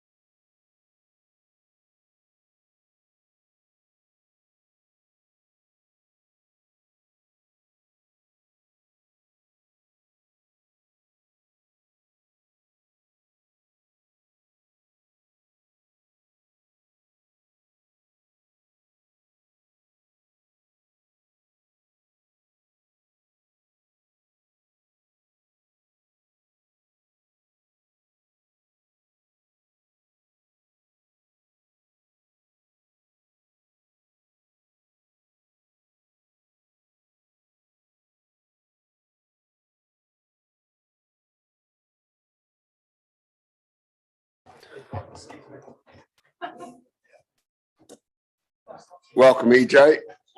Te Puke wastewater plant progress report.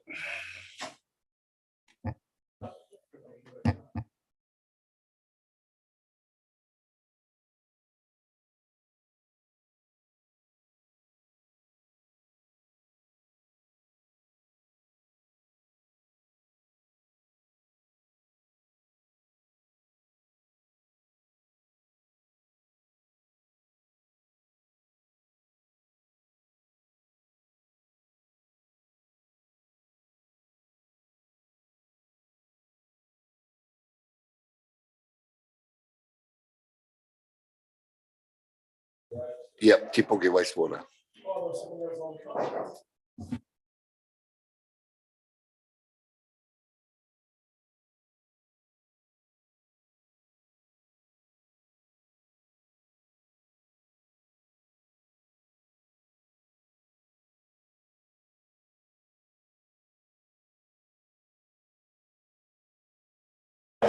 Right, EJ, you want to kick us off?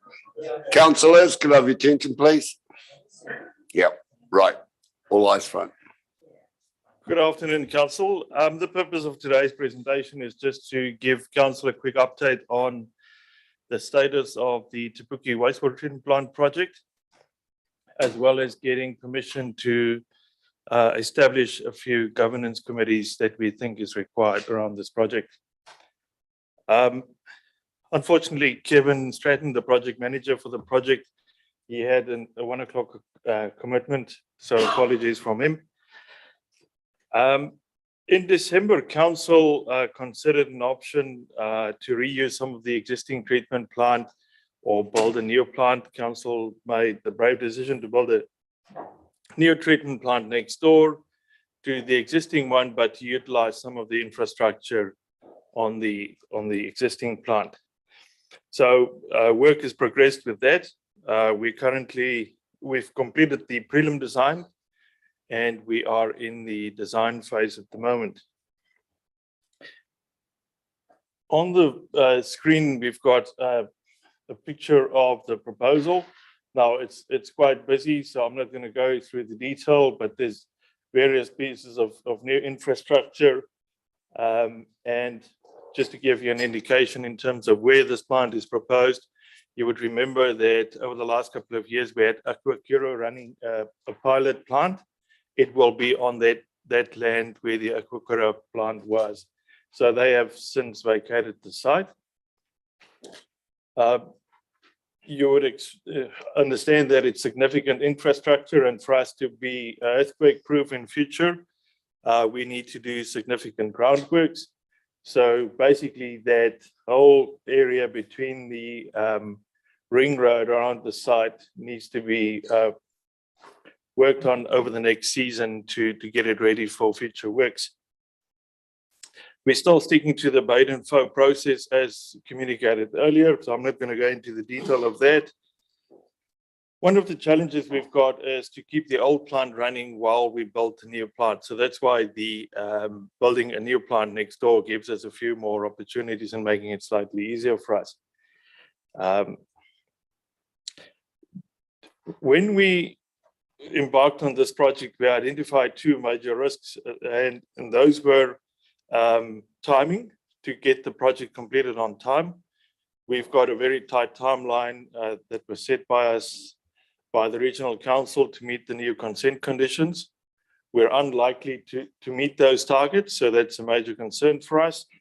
And the other big issue we raised at the time was the availability of material and contractors to do this work.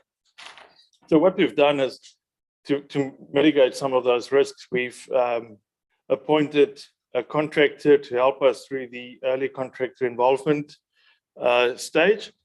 So what that means is that we have appointed McConnell Dowell. They will come in and assist us on 3 stages.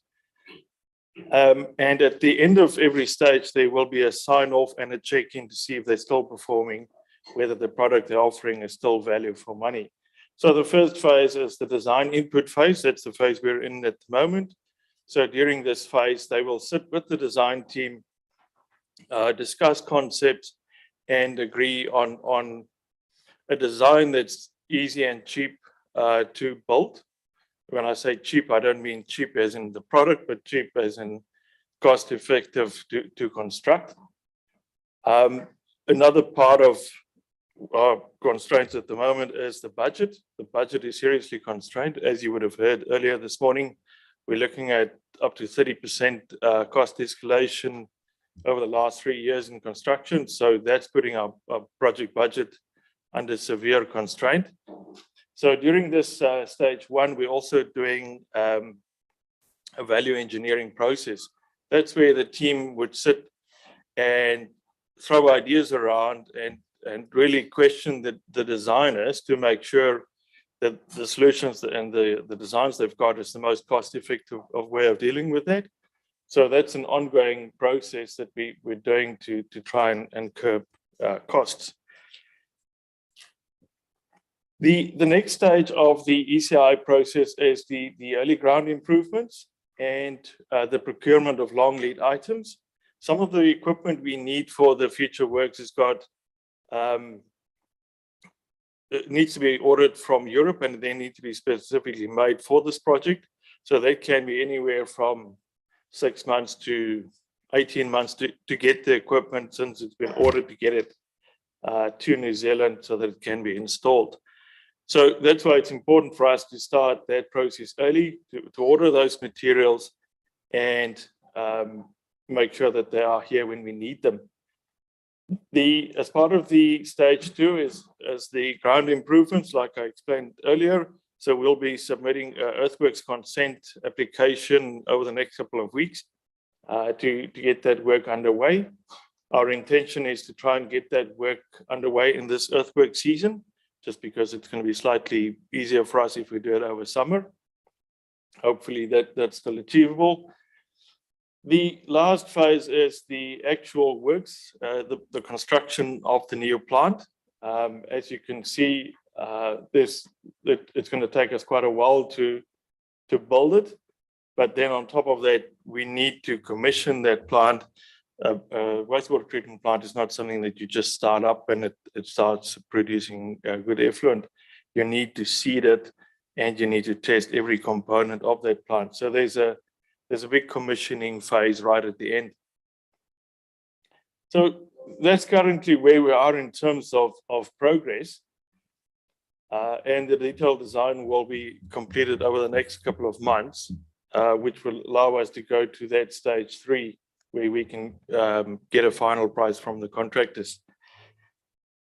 With this being such a big project, it's going to have a major impact on the community. And we felt that there's a need for us to have a steering group so that we can engage the community and make sure that the community expectations are met. There's iwi expectations that we're already discussing with iwi, but we feel that there's a platform required where the community and council can sit together and discuss this project. A big concern is that to get access to the site, we need to go through a residential township, a neighborhood, and that's going to be a challenge. I'm expecting that some of those residents would not be happy with seeing a number of trucks driving past their property every single day.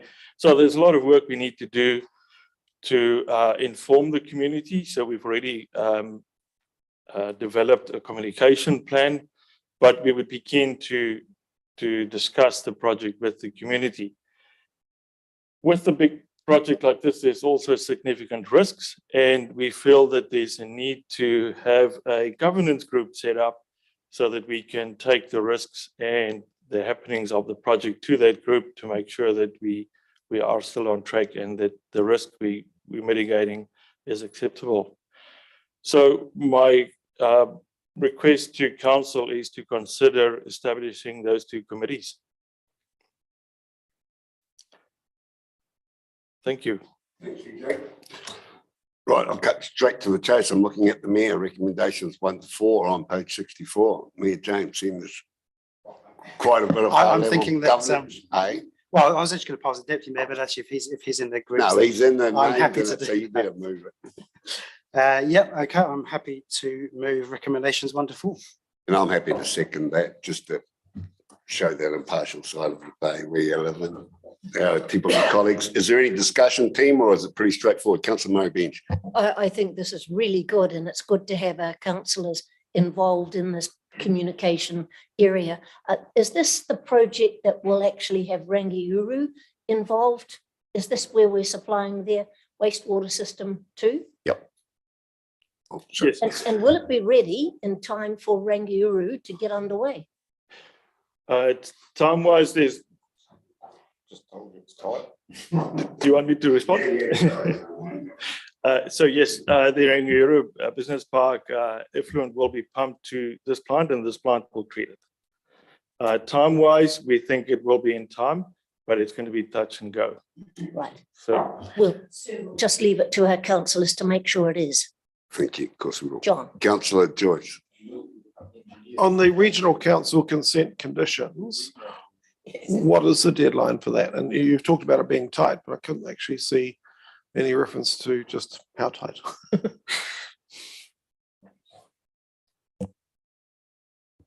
my recollection is, and I'm happy to come back with the exact date, it's mid-25 that we need to meet the new consent conditions. So as you can see from those deadlines, it's unlikely that we'll meet it. So we'll have to go back to the regional council and make an arrangement. I think for them, it would be seeing the commitment. And as we've started with construction and designs, they can definitely see that we committed to this project.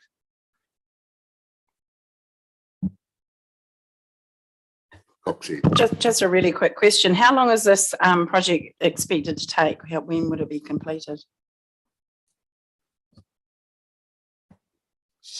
So yeah, the final commissioning stage is June 26th. It's followed by a 3-month commissioning phase. Is that so? June 26th.